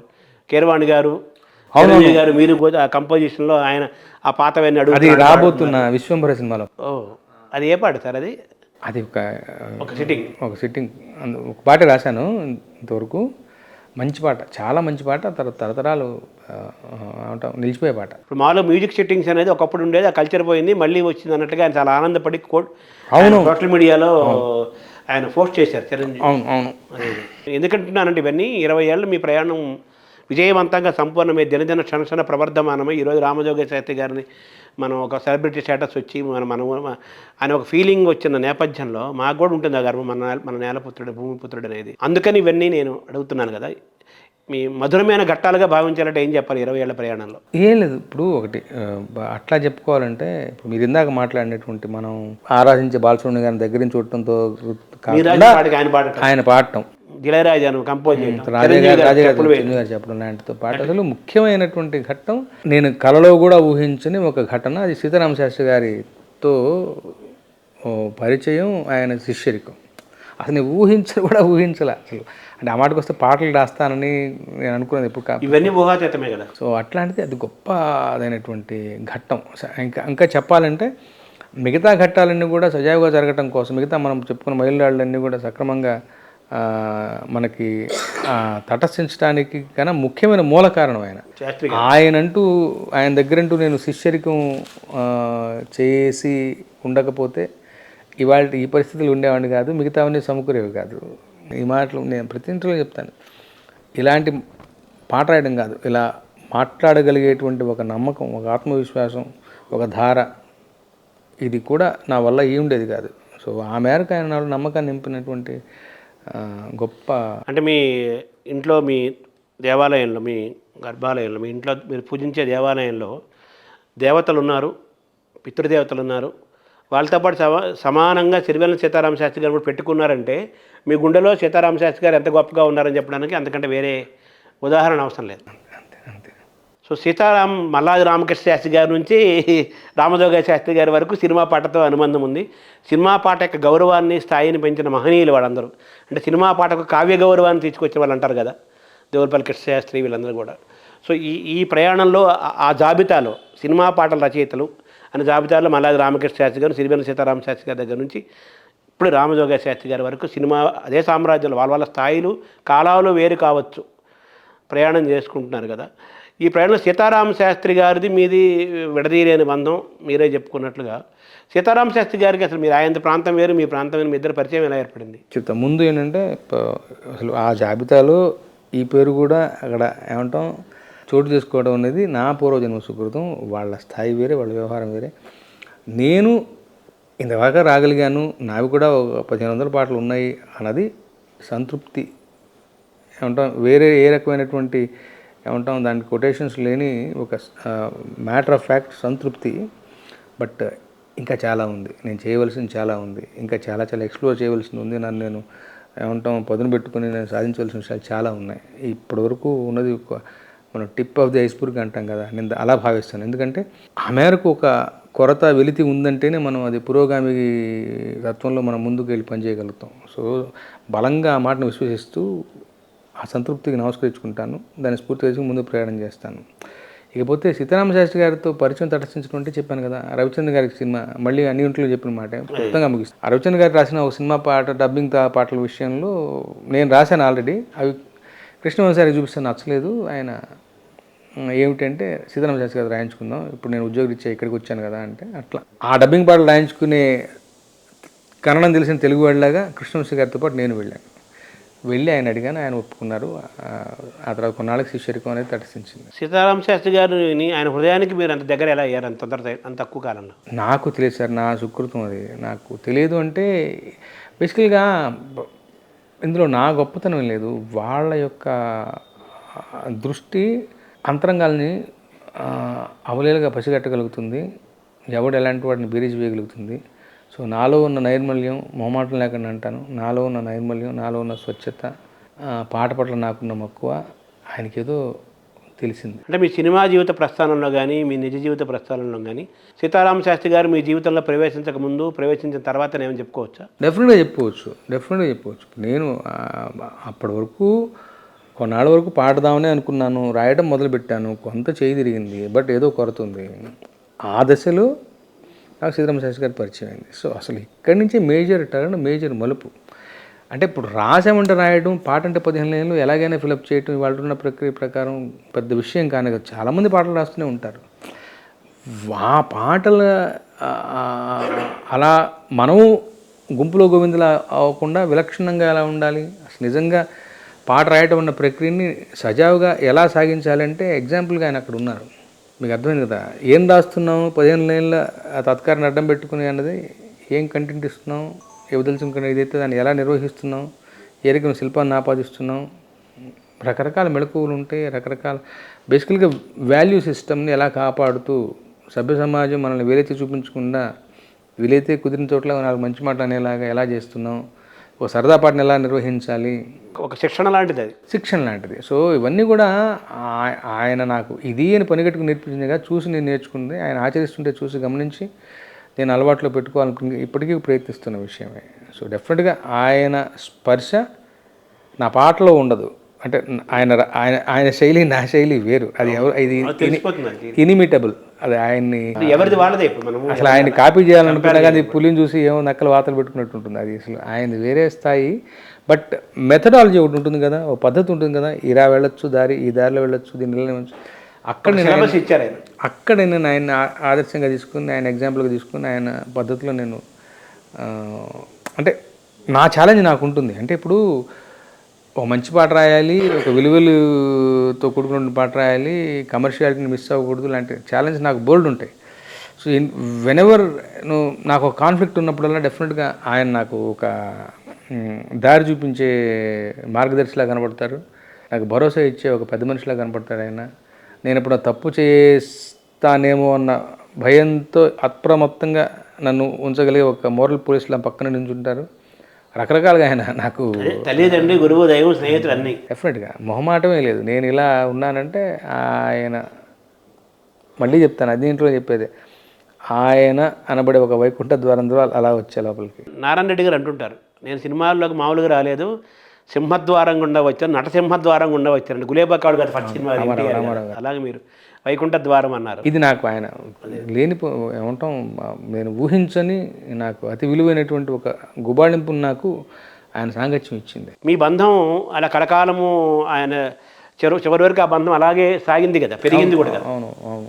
ఎందుకంటే నేను ఆయన మన కొప్పరపుకోర పురస్కారం ఇచ్చే సందర్భంలో సీతారాం శాస్త్రి గారు నేను ఎయిర్పోర్ట్ రిసీవ్ చేసుకుని వెళ్తుంటే ఆ కారులో ఆయన మాట్లాడుతూనే ఉన్నారు. నాతో చెప్తూ రాముడితో మాట్లాడుతున్నాడు, రాముడు మాట్లాడు అంటున్నాను అన్నమాట. ఎవరు మన రాముడు అంటున్నాను. ఎవరండి రాముడు? డైరెక్ట్ దేవుడితో ఏమన్నా మాట్లాడుతున్నారా అన్నాను సరదాగా జోకేశాను. కాదు, మన రాము జోకేసేస్తాను. సో మిమ్మల్ని రాముడు అని పిలుస్తారా? పిలిచేవాళ్ళు ఆయన ఒకరా? అవును, రాముడని పిలిచేవాళ్ళు. సో సీతారామ శాస్త్రి గారి ద్వారా మీరు ఏమి నేర్చుకున్నారంటే ఏం చెప్పాలి? ఇది నేను ఇదిమితంగా చెప్పలేను. బట్ నేను చేసే ప్రతి కార్యక్రమం కూడా, ప్రతి విషయం కూడా నేను ఆయన్ని అనుసరించే ఉంటాను. ఆయన ఇప్పుడు అంటే ఎట్లా చెప్పాలి, నిత్య జీవితంలో కూడా రకరకాల విషయాలు నేను ఆయన అనుసరిస్తాను. ఇది అని నేను ఇదిమత్తంగా టక్కున అడిగితే నేను చెప్పలేను. నా ప్రతిదీ అంటే ఎట్లా, ఇప్పుడు ఆయన వెళ్ళిన మరుసటి రోజుల్లో ఫేస్బుక్లో చూస్తే ప్రతి వాళ్ళు ఆయనతో ఫోటో పెట్టారు. నా దృష్టికి ఏంటంటే ఈయన బెడ్రూమ్ దాటి పాట రాయడానికి వస్తారు ఆఫీస్కి, మళ్ళీ బెడ్రూమ్కి వెళ్ళిపోతారు. ఇంతే తెలుసు నాకు. అసలు వీళ్ళందరికీ ఈయన ఎప్పుడు ఇంత టైం ఇచ్చారు. కొంతమంది పిల్లల బర్త్డేకి వెళ్ళారు, కొంతమంది ఇళ్ళకి వెళ్ళి కాఫీ తాగి వచ్చారు. ఇట్లా కొన్ని విషయాలు ఈయన వీళ్ళకి ఎంతమందికి ఇంత టైం ఇవ్వగలిగారు, ఎంతమంది జీవితాలని స్పర్శించగలిగారు. సో మనం చేయగలిగిన అది గొప్ప పని ఏంటి? ఇది నాకు పెద్ద ఎగ్జాంపుల్. ఇప్పుడు రకరకాల వృత్తిపరమైన చికాకులు, వ్యక్తిగత చికాకులు 100 ఉంటాయి. మన అందరికీ ఉన్న 24 గంటలే, ఏ రోజుకి ఆ రోజు పొద్దున్న లేసి ఏదో టెన్షన్ ఉంటుంది. వీటన్నిటి మధ్యలో నుంచి కూడా ఇలాంటి ఒక విషయం పెద్ద మనం సాధించడం, వీళ్ళని ఎక్కువ జీవితాలు స్పర్శించగలగాలి మనం. నేనేదో పెద్ద రామజోగయ్య శాస్త్రి సెలబ్రిటీ ఆ యాంగిల్ కాదు, ఒక సామాన్య మానవుని. నేను నా పక్కింటి మనిషిని చక్కగా పలకరించగలను. పొద్దున్నే ఆయన పాల ప్యాకెట్ కొని సంచి తీసుకుని వెళ్తుంటే నేను ఎదురు పెడితే బాగున్నారా పలకరించగలగాలి. ఆయన తోటి మనిషిగా చిన్న విషయాలు, పక్కింట్లో ఇబ్బంది అయింది అంటే నేను స్పందించగలిగి ఉండాలి. సీతారామ శాస్త్రి గారిలో ఒక ప్రేమతత్వం, మనుషుల్ని ప్రేమించే లక్షణం ఉంది కదా, అంతే. అది మీరు గ్రహించారు. అది ఒకనొక విషయం ఉన్నా వెంటనే మీరు అడిగితే గుర్తు చేసుకున్నాను. అది ఆ ప్రేమతత్వం మీరు అన్నారు కదా. ఆయన వెళ్ళిపోయిన తర్వాత చాలా మంది ఫేస్బుక్లో ఫోటోలు పెట్టుకున్నారు. ఇంతమందిని ఈయన కలవటం, వాళ్ళతో మాట్లాడటం, టైం స్పెండ్ చేయటం, ఒక పక్క పాటలు రాసుకుంటూ, ఒక పక్క ఇంత సీరియస్గా ఆలోచిస్తూ ఉండే మనిషి ఇలా మల్టీగా జనంతో ఉన్నాడు. ఆయనలోని ప్రేమతత్వమే మిమ్మల్ని కలిపింది అంటారా? డెఫినెట్గా. ఇప్పుడు అది అట్లాంటి ఇంకో మాట గుర్తొస్తుంది నాకు. డెఫినెట్గా ఆ ప్రేమతత్వం ఏమంటాం, ఆయన ప్రతిపాటలోని విశ్వమానవుడు అన్నట్టుగా ఉంటుంది ప్రతిపాట. అవును, అందరికి సంబంధించిన వ్యక్తిగా ఉంటుంది, అందరి పట్ల ప్రేమగా ఉంటుంది, బ్యారియర్స్ని తొలగించేలాగా ఉంటుంది. ఆయన ఏమంటాం పాటలో ప్రవచించే విషయాలన్నీ కూడా. సో నిజ జీవితంలో ఇలా ఉన్నారు, పాటలో అలా ఉన్నారు. అంటే రెండింటికి ఒక మ్యాచింగ్ ఉంది. అంటే ఏంటి, తను చెప్పిందే చేస్తున్నారు, తను రాసిందే తను ఆచరిస్తున్నారు. ఇది ఒక ముఖ్యమైన విషయం. పాట వేరు, ఆయన వేరు కాదు. మనం అంటే ఇప్పుడు రచయితలుగా ఉండి మనం ఫేక్గా 100 రాయొచ్చు, అది వేరు. అది సందర్భము, పాత్ర, సందర్భం కథానుసారంగా కదా. ఇప్పుడు కుదిరిన మేరకల్లా మనం కొన్ని గొప్ప పాటలు అనుకునే కొన్ని ప్రవచనాలు చెప్తూ ఉంటాం. ఇప్పుడు నిజ జీవితంలో మనం అలా ఉండకపోతే అది ఓన్లీ హృదయం లేదు, ఓన్లీ మెదడే. అక్కడ ఆ తేడా లేదు. సో కుదిరిన మేరకు, వీలైనంత మేరకు నేను అలాంటి ఒక లక్షణాన్ని కూడా నా అలవాట్లో పెట్టుకోవాలి. అలా కంపేర్ చేసుకుంటే మీరు ఆ సాఫ్ట్వేర్ని, ఆ తత్వాన్ని మీరు కనెక్ట్ చేసుకున్నారా? ఇంకా దూరంగా ఉన్నారా? It's a process. నేను ఏమంటానంటే, ఫస్ట్ ఆఫ్ ఆల్ తెనాలి వెళ్ళాలంటే తెనాలి వెళ్ళాలి అని మనకు తెలియాలి. తర్వాత బస్ స్టాండ్ ఎక్కడ ఉంది, బస్సు ఎక్కడ ఆగుతుంది, టికెట్ ఎప్పుడు కొనుక్కోవాలి, ఇవన్నీ తెలుస్తాయి. నాకు తెనాలి వెళ్ళాలని విషయం తెలుసు. ఆ పరిస్థితుల్లో నన్ను ప్రవేశపెట్టుకుంటూ సాధనలో ఉన్నాను. నేను ఎంతవరకు ఉండే డెఫినెట్గా నేను ఆ దారిలోనే ఉన్నాను నేను. సరే, సీతారామ శాస్త్రి గారు అలా ఉంచగా, సీతారామ శాస్త్రి గారు వేరు కాదు, మీరు వేరు కాదు అనే, మేమిద్దరం ఒకటే అనే, ఆయన ఎప్పుడూ నా హృదయాల్లో ఎప్పుడూ ఉంటారనే ఫీల్తో ఉన్నారు. నేను ఈరోజు ఎలా ఉన్నానంటే సీతారామ శాస్త్రి గారి యొక్క ఆయన ఆశీస్సులు, ఆయన ప్రభావం చాలా ఎక్కువ, పాట మీద కాకపోయినా, సాహిత్యం మీద కాకపోయినా ఉందనే ఒక గురుభావం మీలో పుష్కలంగా ఉంది. ఇది ఇలా ఉంచగా, ఇక్కడేమో రామజోగ శాస్త్రి గారి ఇల్లు ఇలా వస్తుంటాయి, జస్ట్ ఊరికి ఇలా చూస్తే మీ ఇంట్లోనే చూస్తే చంద్రబోస్ గారి ఇల్లు కనిపిస్తుంటుంది. అవును. ఇద్దరు పెద్ద రైటర్లు పక్క పక్కన ఇల్లు, మీ ఇద్దరి స్నేహము మీ ఇద్దరు బంధం ఎలా ఉంటుంది చంద్రబోస్ మీది? ఈ మణికొండ ప్రాంతానికి బోస్ గారు నాకన్నా చాలా ముందు వచ్చారు. సో నేను కూడా సర్ప్రైజ్ అయ్యాను యాక్చువల్గా. ఇప్పుడు ఉన్న ఈ ఇల్లు స్థలం కొనుక్కునేటప్పుడు ఇట్లా అని చెప్తే, సో ఏమిటి లొకాలిటీ బాగుంటుందా ఏమిటి ఎట్లా అన్నది బోస్ గారు కూడా సలహా ఇచ్చారు, బాగుంటుందండి అని చెప్పేసి. సో అప్పటి నుంచి అంతకుముందు నాకు ఆయనతో ఎక్కువగా మాట్లాడిన సందర్భాలు గుర్తులేవు. ఈ ఏరియాకి వచ్చిన తర్వాత, ఇల్లు కట్టుకున్న తర్వాత వస్తూ పోతూ ఉంటాం. ఇదంతా చాలా సౌజన్యం, చాలా స్నేహశీలైన, అసలు అత్యంత ప్రేమగా ఉంటాం. అసలు మా మధ్య వృత్తిపరమైనటువంటి ఏమీ ఉండనే ఉండవు. ఆయన యాక్చువల్గా మితభాషి, కలుసుకోవడం అరుదు. బట్ ఎప్పుడైనా ఫోన్ చేస్తే టక్కున రెండో రింగుకి ఫోన్ తీస్తారు. అవసరమైన సలహాలు, సంప్రదింపులు మా మధ్య ఉంటూనే ఉంటాయి. మా మధ్య అంటే అన్నిటికీ మించి ఒక వార్మ్త్ అండ్ ఎఫెక్షన్ అంటాం కదా, ఒక ఆత్మీయ స్పర్శ ఉన్నది. అది నేను స్వచ్ఛమైంది. ప్రొఫెషనల్ వ్యవహారం ఏమి ఉండదు అసలు. రైవల్రీ అన్న మాట లేదు, ఎందుకంటే ఆయన నాకన్నా చాలా సీనియరు. సో బాగా ఇదిగా ఉంటాం మేము. మా ఆస్కార్ వచ్చిన రోజు తెల్లవారుజామున 4 గంటలకల్లా లేచి నించున్నాను. మా బోస్ గారు అలా ఊరేగింపుగా వస్తుంటే ఆస్కార్ వచ్చిన చిన్న స్వాగతిస్తూ వాళ్ళ కుటుంబ సభ్యులతో పాటు నేను కూడా అక్కడ ఉన్నాను. తన సౌజన్యం. కార్ టాప్లో ఉన్నారు ఆయన, నన్ను చూసి దిగి ఛాలెంజ్ చేసుకుని ఇక్కడి నుంచి మా ఇంటి దాకా నడుచుకుని వెళ్ళటం. So we reciprocate the same kind of ఏమంటాం లవ్ అండ్ ఎఫెక్షన్. అది అటువంటి స్వచ్ఛమైన పవిత్రమైన అసూయలు, అహంకారాలు, స్వార్థం లేని మానసిక ప్రవృత్తి ఉంటే మనం ఆరోగ్యంగా ఉంటాం కదా. డెఫినెట్గా ఉంటాం. అవసరం లేని విషయం. మంచి గంధం లాంటి పాటలు పడతాయి అప్పుడు, మాటలు పడతాయి అంతే. ఎవరి పద్ధతి వాళ్ళది, ఎవరి పాట వాళ్ళది. ముఖ్యంగా అసలు మనం ఈ భుజకీర్తులు ఇవన్నీ పెట్టుకునే దానికన్నా ముందు మనం ఇద్దరం కూడా బేసిక్గా ఇద్దరు మనుషులం. ఒక మనిషికి మధ్య అనుబంధం ఎలా ఉండాలి? మనసే కదా మనిషికి, మనసు ఉన్నది వాడే మనిషి. అది సంగతి. సో ఆ లెక్కలు మేము చాలా బాగా ఇదే అయిన వాళ్ళం. మేమిద్దరమే కదా యాక్చువల్గా. మా ఆవిడ సుచిత్ర గారు కూడా మంచి ఫ్రెండ్స్. వాళ్ళ ఫామ్లో పండిన కూరగాయలను అప్పుడు మా ఇంటికి వస్తూ ఉంటాయి. మేమేమన్నా పులిహోరలు బొబ్బట్లు చేసుకుంటూ ఇటు పంపిస్తూ ఉంటాం. ఇద్దరి మధ్య మంచి మైత్రి ఆ బంధం. అంటే ఇది ఒక ఆరోగ్యకరమైన, అంటే గతంలో అలా వేటూరి ఆత్రేయ గారు అలాగే ఉన్నారు, డిఫరెంట్ తరాల వాళ్ళు అలాగే ఉన్నారు. మీరు కూడా మల్లాది రామకృష్ణ శాస్త్రి గారి సముద్రాలు అలాగే ఉన్నారు. తర్వాత సీతారామ శాస్త్రి గారి యొక్క దాని ఏమంటారు, ఆ పెరట్లో ఒక ఆయన తులసి మొక్కలాగా మిమ్మల్ని తయారు చేసి మీకు పాఠాలు చెప్పి జీవిత పాఠాలు చెప్పి అలా తయారు చేసుకునే క్రమంలో మీరు ఎదిగారు బాగా. ఆయన కంటెంట్గానే అలా ఎదుగుతూ అలా ఒక పెద్ద హైయెస్ట్ రెమ్యునరేషన్ తీసుకోవడం కాకుండా పెద్ద హీరోస్కి సినిమాలు రాసేదానికి ఎదిగారు కదా. మీ ఎదుగుదలని పట్ల ఆయన ఎలా మేము ఆశీర్వాదం అందించారు? చాలా అంటే చాలా సంతృప్తి, చాలా సంతృప్తి ఆయనకి. ఆయన మేము ఇప్పుడు కరోనా టైంలో అయితే ముఖ్యంగా గంటలు మాట్లాడుకునేవాళ్ళం. అసలు ఆయన చాలా ఇదిగా ఉండేవాళ్ళు. ఆయన ప్లస్ వారి సతీమణి పిన్నమ్మ అంటాను నేను, వాళ్ళ ఫ్యామిలీ మొత్తం కూడా అసలు నేను కుటుంబ సభ్యుడిలాగా నన్ను హక్కుని చేర్చుకున్నారు వాళ్ళు. సో నా పట్ల నా అదృష్టం అది అంతే. మీ ఊరు ఎప్పుడైనా తీసుకెళ్ళారా అవన్నీ? లేదు, ఇంటికి వచ్చారు. ఇంటికి వచ్చారు. మీరు రాసిన పాటలు బాగా ఆయనకి ఇష్టమైన పాటలు ఏమైనా ప్రశంస అద్భుతంగా పొందిన? అదే శుభప్రదంలో పాట ఒకటి బాగా ఇష్టం ఆయనకి, దాని గురించి ప్రశ్నించారు. తర్వాత పక్కా లోకల్ పాట రాముడు ఐటమ్ సాంగ్ పట్టుబట్టు కట్టి రాసే ఉన్నాడు. ఐటమ్ సాంగ్ పట్టుబట్టు కట్టి రాశారు, పట్టు చీర కట్టావు. అదే అది గొప్ప మాట. సంస్కారవంతంగా రాశారని చెప్పి, నువ్వు అక్కడ ఉంటే నేను అక్కడ ఉంటే. అదే సంస్కారవంతమైన సోపం చూస్తుంటే అడ్వర్టైజ్మెంట్. లేదా ఆ తర్వాత భీమ్లా నాయకుల పాట, అదే అడవి తల్లి పాట. నేను ఎప్పుడు ఏమి దాచుకోను. ముఖ్యంగా ఐటమ్ సాంగ్ లాంటి పాటలు వేస్తే ఫస్ట్ ఆయన చెప్పేస్తా, నాన్నగారు నేను మీ పద్ధతిలోనే ఉన్నాను, రాసిన ఇట్లా నీతిగా పద్ధతిగా రాశాను చూడండి అని చెప్పి ఆయన ఒక స్టాంపు తెలిసి తెలియకుండా ఒక స్టాంప్ తీసుకుంటా. మీ 20 ఏళ్ల పాటల ప్రయాణాలు శుభప్రదం సినిమా మీరే గుర్తు చేశారు ఇప్పుడు. అది సీతారామ శాస్త్రి గారు కూడా మీరు రాసిన పాటలు ఇష్టమైన పాటల్లో శుభప్రదం పాట కూడా అన్నారు కదా. అది విశ్వనాథ్ గారు, కె విశ్వనాథ్ గారు దర్శకులు అసలు ఏంటది? ఆయన సినిమాలో మీరు పాట రాయడం అనేది అది కూడా ఒక చాలా సౌభాగ్యం కదా. విశ్వనాథ్ గారితో మీ అనుభవం? అది ఒక మ్యాజిక్లా జరిగిపోయింది. అంటే ఒక తడవ 2 తడవలు కలిసి ఉంటాం. ఒకసారి కలిసినప్పుడు బ్రీఫింగ్ ఇచ్చారు ఆయన ఇది అని చెప్పేసి అనడం కాకుండా మాటకు కావాల్సిన ఫస్ట్ 2 లైన్లు ఆయనే అన్నారు. పల్లవులు ఆయనే ఇస్తారంటుంటారు మామూలు. ఆయనే అన్నారు. ఆ పాట ఏంటి? అచ్చట్లో ముచ్చట్లో తప్పట్లో తాళాలు అని ఆ ముందు అన్నారు. దాన్ని రాసిన తర్వాత పల్లవి రాసిన తర్వాత రెండో విడత కూర్చున్నప్పుడు మొదటి వారింటికి వెళ్తే అక్కడి నుంచి మణిశర్మ గారి దగ్గరికి వెళ్ళాము. మణిశర్మ గారు దానికి బాణీ కట్టారు. బాణీ కట్టి అనుబంధంగా వచ్చారు, నన్ను ట్యూన్ ఇచ్చారు. సో దానికి ఒక 3 రోజులు టైం తీసుకొని నేను రెడీ అయ్యే వాటికి విశ్వనాథ్ గారు లొకేషన్కి వెళ్ళిపోయారు, కేరళ. సో అప్పుడు ఫోన్లో వినిపించాను ఆ చరణం, అలా ఓకే చేశాను.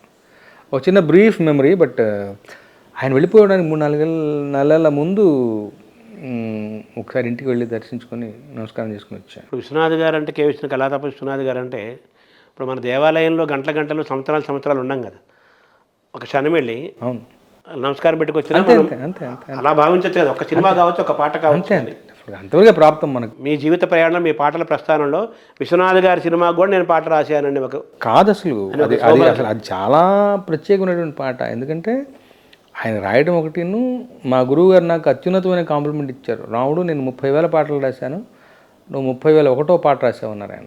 సో ఆ కాన్సెప్టు, ఆ పాట తాలూకు స్కీము అంత విలక్షణంగా ఉందని ఆయన ఉద్దేశం.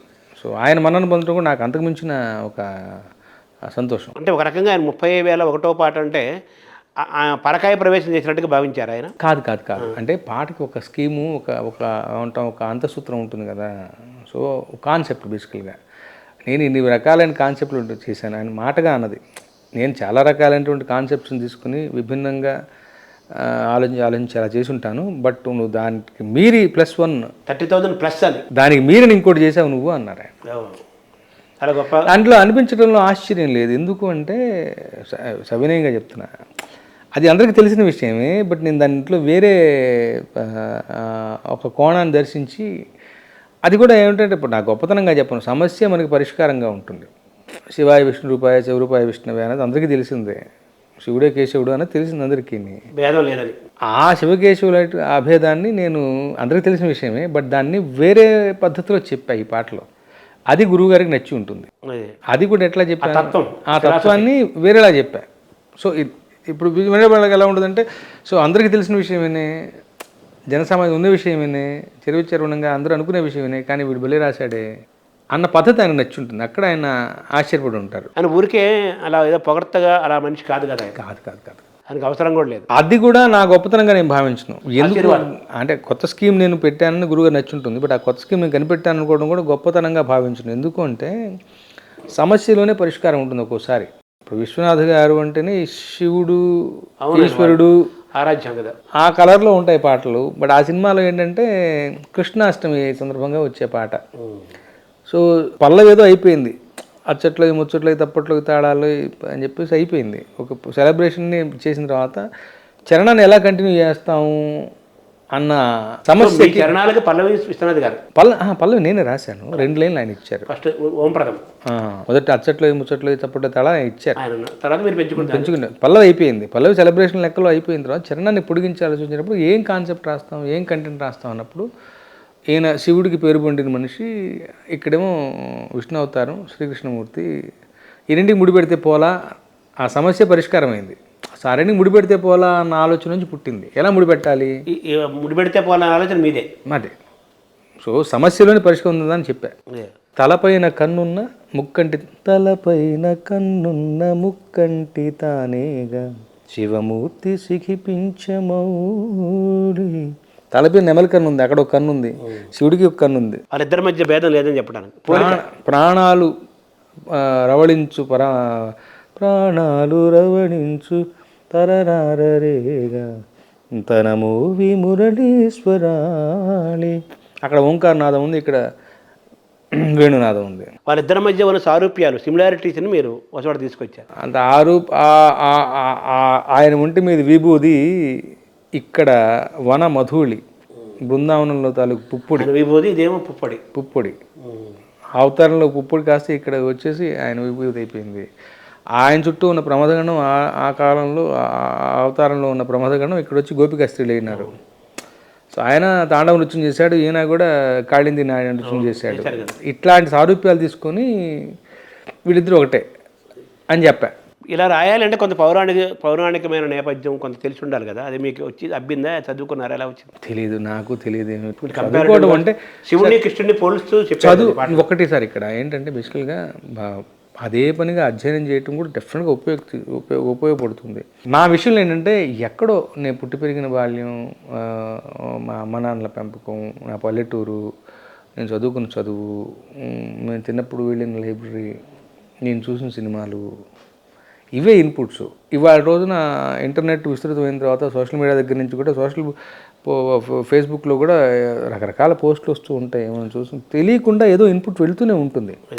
ఇక్కడ డేటాకి, ఇన్ఫర్మేషన్కి థియరీ డెరైవ్ అయింది కదా మీకు. అదే చెప్తున్నాను. ఇక్కడ ఏంటంటే మోర్స్ మా విషయంలో, అంటే రచయితల విషయంలో ఏంటంటే, నీకు మెడికల్ రిప్రజెంటేటివ్ ఇంగ్లీష్ లాగా వాడికి అవసరం అది. మెడికల్ రిప్రజెంటేటివ్కి ఎంత వెకాబులరీ తెలుసు, ఎంత నన్ గ్రామర్ తెలుసు కాదు, తెలిసిన దాన్ని ఎలా అప్లై చేస్తున్నావు అనేది, ఎంత ఎఫెక్టివ్ ఉపయోగించి నువ్వు నీ ప్రోడక్ట్ని మార్కెట్ చేస్తున్నావు అనేది ఇంపార్టెంట్. అలాగే ఇక్కడ డేటా అనేది, ఇన్ఫర్మేషన్ అనేది, పురాణాలు ఏంటి, ఫేస్బుక్లు ఏంటి, అదేంటి, ఇదేంటి, పుస్తకాలు ఏంటి, నువ్వు చూసిన సినిమా ఏంటి, రకరకాలుగా మీతో జరిపిన సంభాషణ ఏంటి, బోల్డ్ అంత డేటా తెలియకుండా లోపలికి వెళ్ళిపోతూ ఉంటుంది. బట్ ఆ డేటాని వినియోగించుకుని ఒక విషయ ప్రమాణంగా, ఒక అవసరం వచ్చినప్పుడు, ఒక డిమాండ్ వచ్చినప్పుడు నువ్వు దానికి ఎలా ప్రతిస్పందిస్తున్నావు అంటే, ఇప్పుడు మనకి ఎంత తెలుసు అన్నది వేరే విషయం, కానీ తెలిసిన ఇంతనైనా కానీ నువ్వు ఎలా వినియోగిస్తున్నావు, ఎలా ప్రజెంట్ చేస్తున్నావు, ఎక్కడ ఏ సందర్భంలో ఎంత ఎఫెక్టివ్గా వాడుతున్నావు అది కూడా. నిన్న మొన్న ఒక పాట రాశా, నీ ఇల్లు ఇల్లాలు సల్లంగుండా, శివుడి మీద పాట.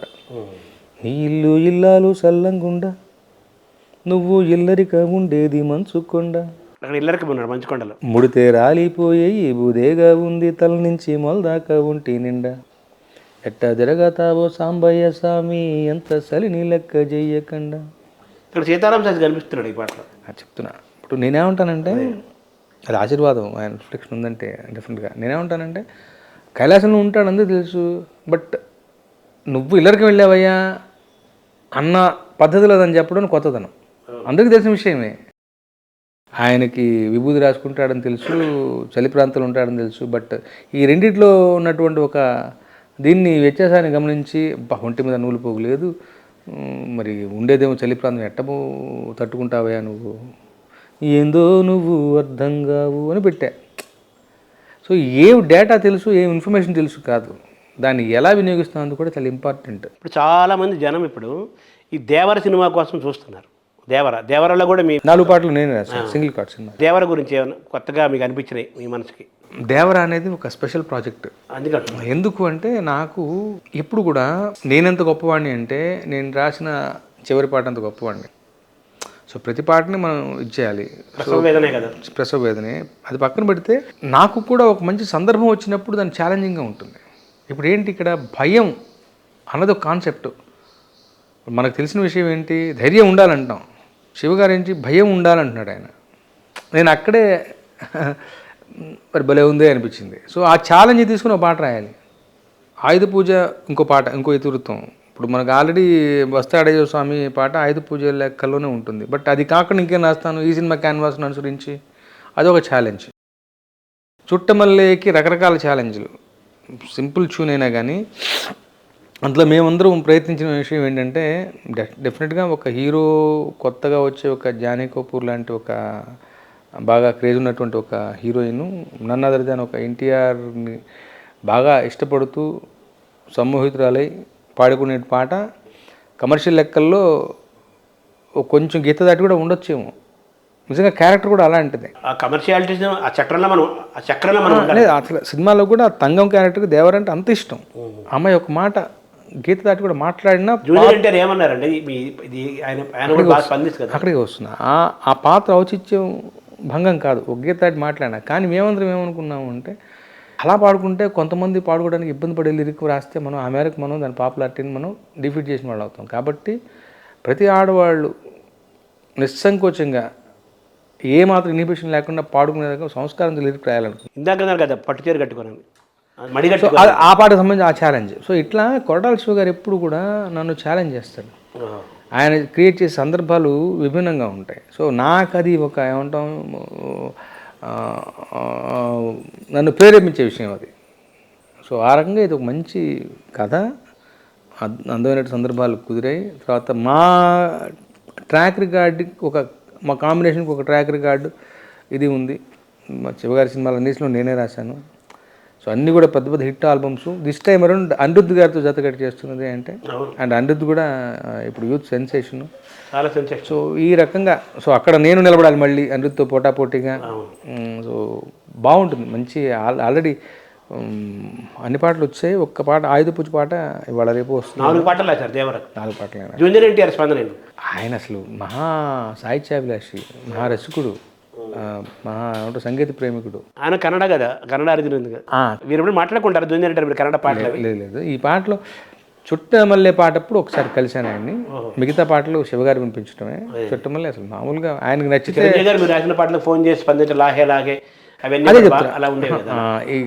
ఇక్కడ నేను చుట్టమల్లె పాట ప్రత్యేకంగా కలిశాను. మామూలుగా ఆయన అరుపులు కేకలుగా ఉంటుంది ఆయన ప్రతిస్పందన. నేనంటే ఒక ప్రత్యేకమైనటువంటి గౌరవం. ఇప్పుడు మీరు ఇంత మడిగట్టుకొని ఐటమ్ సాంగ్ అని కూడా మడిగట్టుకొని రాస్తున్నారు. అశ్లీలం ఉండకూడదు, బట్ శృంగారము ఎంత పాలంత ఉండాలి, అశ్లీలం ఉండకూడదు అని ఒక నియమంతో సీతారాం శాస్త్రి గారి దగ్గర పెరగటం వల్ల కావచ్చు, మీ తల్లిదండ్రుల నుంచి వచ్చిన సంస్కారం కావచ్చు, మీరు రాసుకుంటూ వస్తున్నారు ఐటమ్ సాంగ్ అయినప్పటికీ. ఈ క్రమంలో ఇప్పుడు ఆ కుర్చీని మడతపెట్టి అనే పాట ఉంది కదా, మీ చాలా పాటలు చాలామంది కాలర్ ట్యూన్స్లో ఉన్నాయి. ఇప్పుడు చాలా దాదాపు 20 ఏళ్ళ నుంచి నేను చాలామంది సెల్ ఫోన్లో వింటున్నాను. ఈ కుర్చీని మడతపెట్టి అనేది ఒక ఇప్పుడు ఒక్కో టైంలో ఒక్కో పాటకు మీది కొడుతుంటుంది. చిన్న పిల్లలు నేరల పిల్లలు కూడా డ్యాన్సులు వేస్తుంటారు. ఈ పాట ఎలా పుట్టింది? దర్శక నిర్మాతలు సంగీత అనుకున్న మాట కుర్చీ మడతపెట్టి ఇంక్లూడ్ చేస్తూ రాసుకోవాలి. సో నాకు ఆ మాట అనేది ఇవ్వబడిన దత్తపది. పైగా అసలు దానికి లిరిక్తో పాట జర్నీ జరిగింది కదా, మెయిన్ బాడీ ఆఫ్ ది లిరిక్తో సంబంధం లేదు ఆ పాటకి. సో మిగతా అవి ఇక నేను నాకు తోచిపడి ఒక సందర్భం సన్నివేశం వివరించారు, దాని ప్రకారం అనుకుని చేసిన పని. బట్ నాకేంటంటే మీరు అన్నారు ఇప్పుడు అశ్లీలం శృంగారం ఉంటేనే పాటలు వింటానన్న రోజులు పోయాయి, ఆ రోజులు పోయాయి. సో ఇక్కడ కావాల్సిన ఏంటంటే ఆకట్టుకునే ఒక లక్షణం, ఒక చమత్కారం. ఇప్పుడు దానికేమో మేకలు ఇస్తేవి, నాకేమో సన్నబియ్యం నూకలు ఇస్తేవి అన్నది అదే అంటున్నాను. సో అందులో ఒక సత్యం ఉంది, ఒక తల్లిదండ్రులు కనిపిస్తుంది అక్కడ. దాంతోపాటు ఒక పల్లెటూరుతనం పాటే ఒక ఫోక్ స్లాంగ్లో ఉంటుంది, పల్లెటూరు విషయం ఆటోమేటిక్గా ఉంటుంది. బట్ చెప్పిన విషయంలో ఒక చమత్కారం ఉంది, ఒక సత్యం ఉంది, గోడ కట్టినట్టుగా అందులో ఒక లాజిక్ ఉంది. ఇలా ఉన్నప్పుడు ఏమవుతుందంటే అక్రాస్ ఫీల్డ్స్ ఏ రంగంలో ఉన్న వాళ్ళకైనా అప్లై అవుతుంది. యాక్చువల్గా వన్ ఆఫ్ ది పొలిటికల్ స్పీచెస్లో కూడా ఈ పాటను వాడుకున్నట్టున్నారు. సో అది అవటం యూనివర్సల్గా ఉందన్న సార్వజనికం అవటం అంతే. సో ఏదో ఉంది అందులో. నేను అదృష్టవంతుని, మంచి పాట, హిట్ పాట. ఇప్పుడు పెద్ద టాప్ హీరోస్ మీరు చెప్పిన చిరంజీవి, ఇది మహేష్ బాబు, ఇంకా దేవర, జూనియర్ ఎన్టీఆర్, బాలకృష్ణ. మొన్న ఎందుకంటే మీరు ఇక్కడ ఏం సంపాదించారు 20 ఏళ్ళు అని చెప్పడానికి నేను ప్రత్యక్షంగా చూసింది ఏంటంటే, వ్యక్తిగతంగా అబ్బాయి పెళ్లి చేసినప్పుడు చిరంజీవి గారు, బాలకృష్ణ గారు, వీళ్ళందరూ వచ్చారు ప్రేమగా. మోహన్ బాబు గారు చాలా వచ్చారు, బోయపాటి సినిమా చాలామంది వచ్చారు. వీళ్ళందరూ వచ్చారు. ఇదే కదా మీరు సంపాదించుకున్న ఆస్తి. నేను దాన్ని అలా మీరు అంటాం కరెక్టే కానీ, బట్ నేను దాన్ని అలా భావించను. వాళ్ళ సౌజన్యం. ఇప్పుడు ఇవాళ రోజున సెలబ్రిటీలు బయటికి రావాలంటే 1-2 సార్లు ఆలోచిస్తారు. బయట క్రౌడ్ ఎలా ఉంటుంది ఏమిటనేది. రెండోది వాళ్ళదైనటువంటి దినచర్య, వాళ్ళదైన షెడ్యూల్, వాళ్ళ అపాయింట్మెంట్స్, వాళ్ళ వ్యవహారం ఉంటుంది. సో మామూలు మనుషులే సాయంత్రం కలుద్దామంటే వాళ్ళ పనుందని అవాయిడ్ చేసే ఒక పద్ధతి ఉన్నప్పుడు వాళ్ళ స్థాయి సెలబ్రిటీస్ ఒప్పుకుని సౌజన్యంగా శ్రమ కోర్చి దూరాలు ప్రయాణించి రావడం, మా పిల్లల్ని ఆశీర్వదించడం వాళ్ళ గొప్పతనం తప్ప మరేమి కాదు. మీ పాటే కదా మిమ్మల్ని కలిపింది.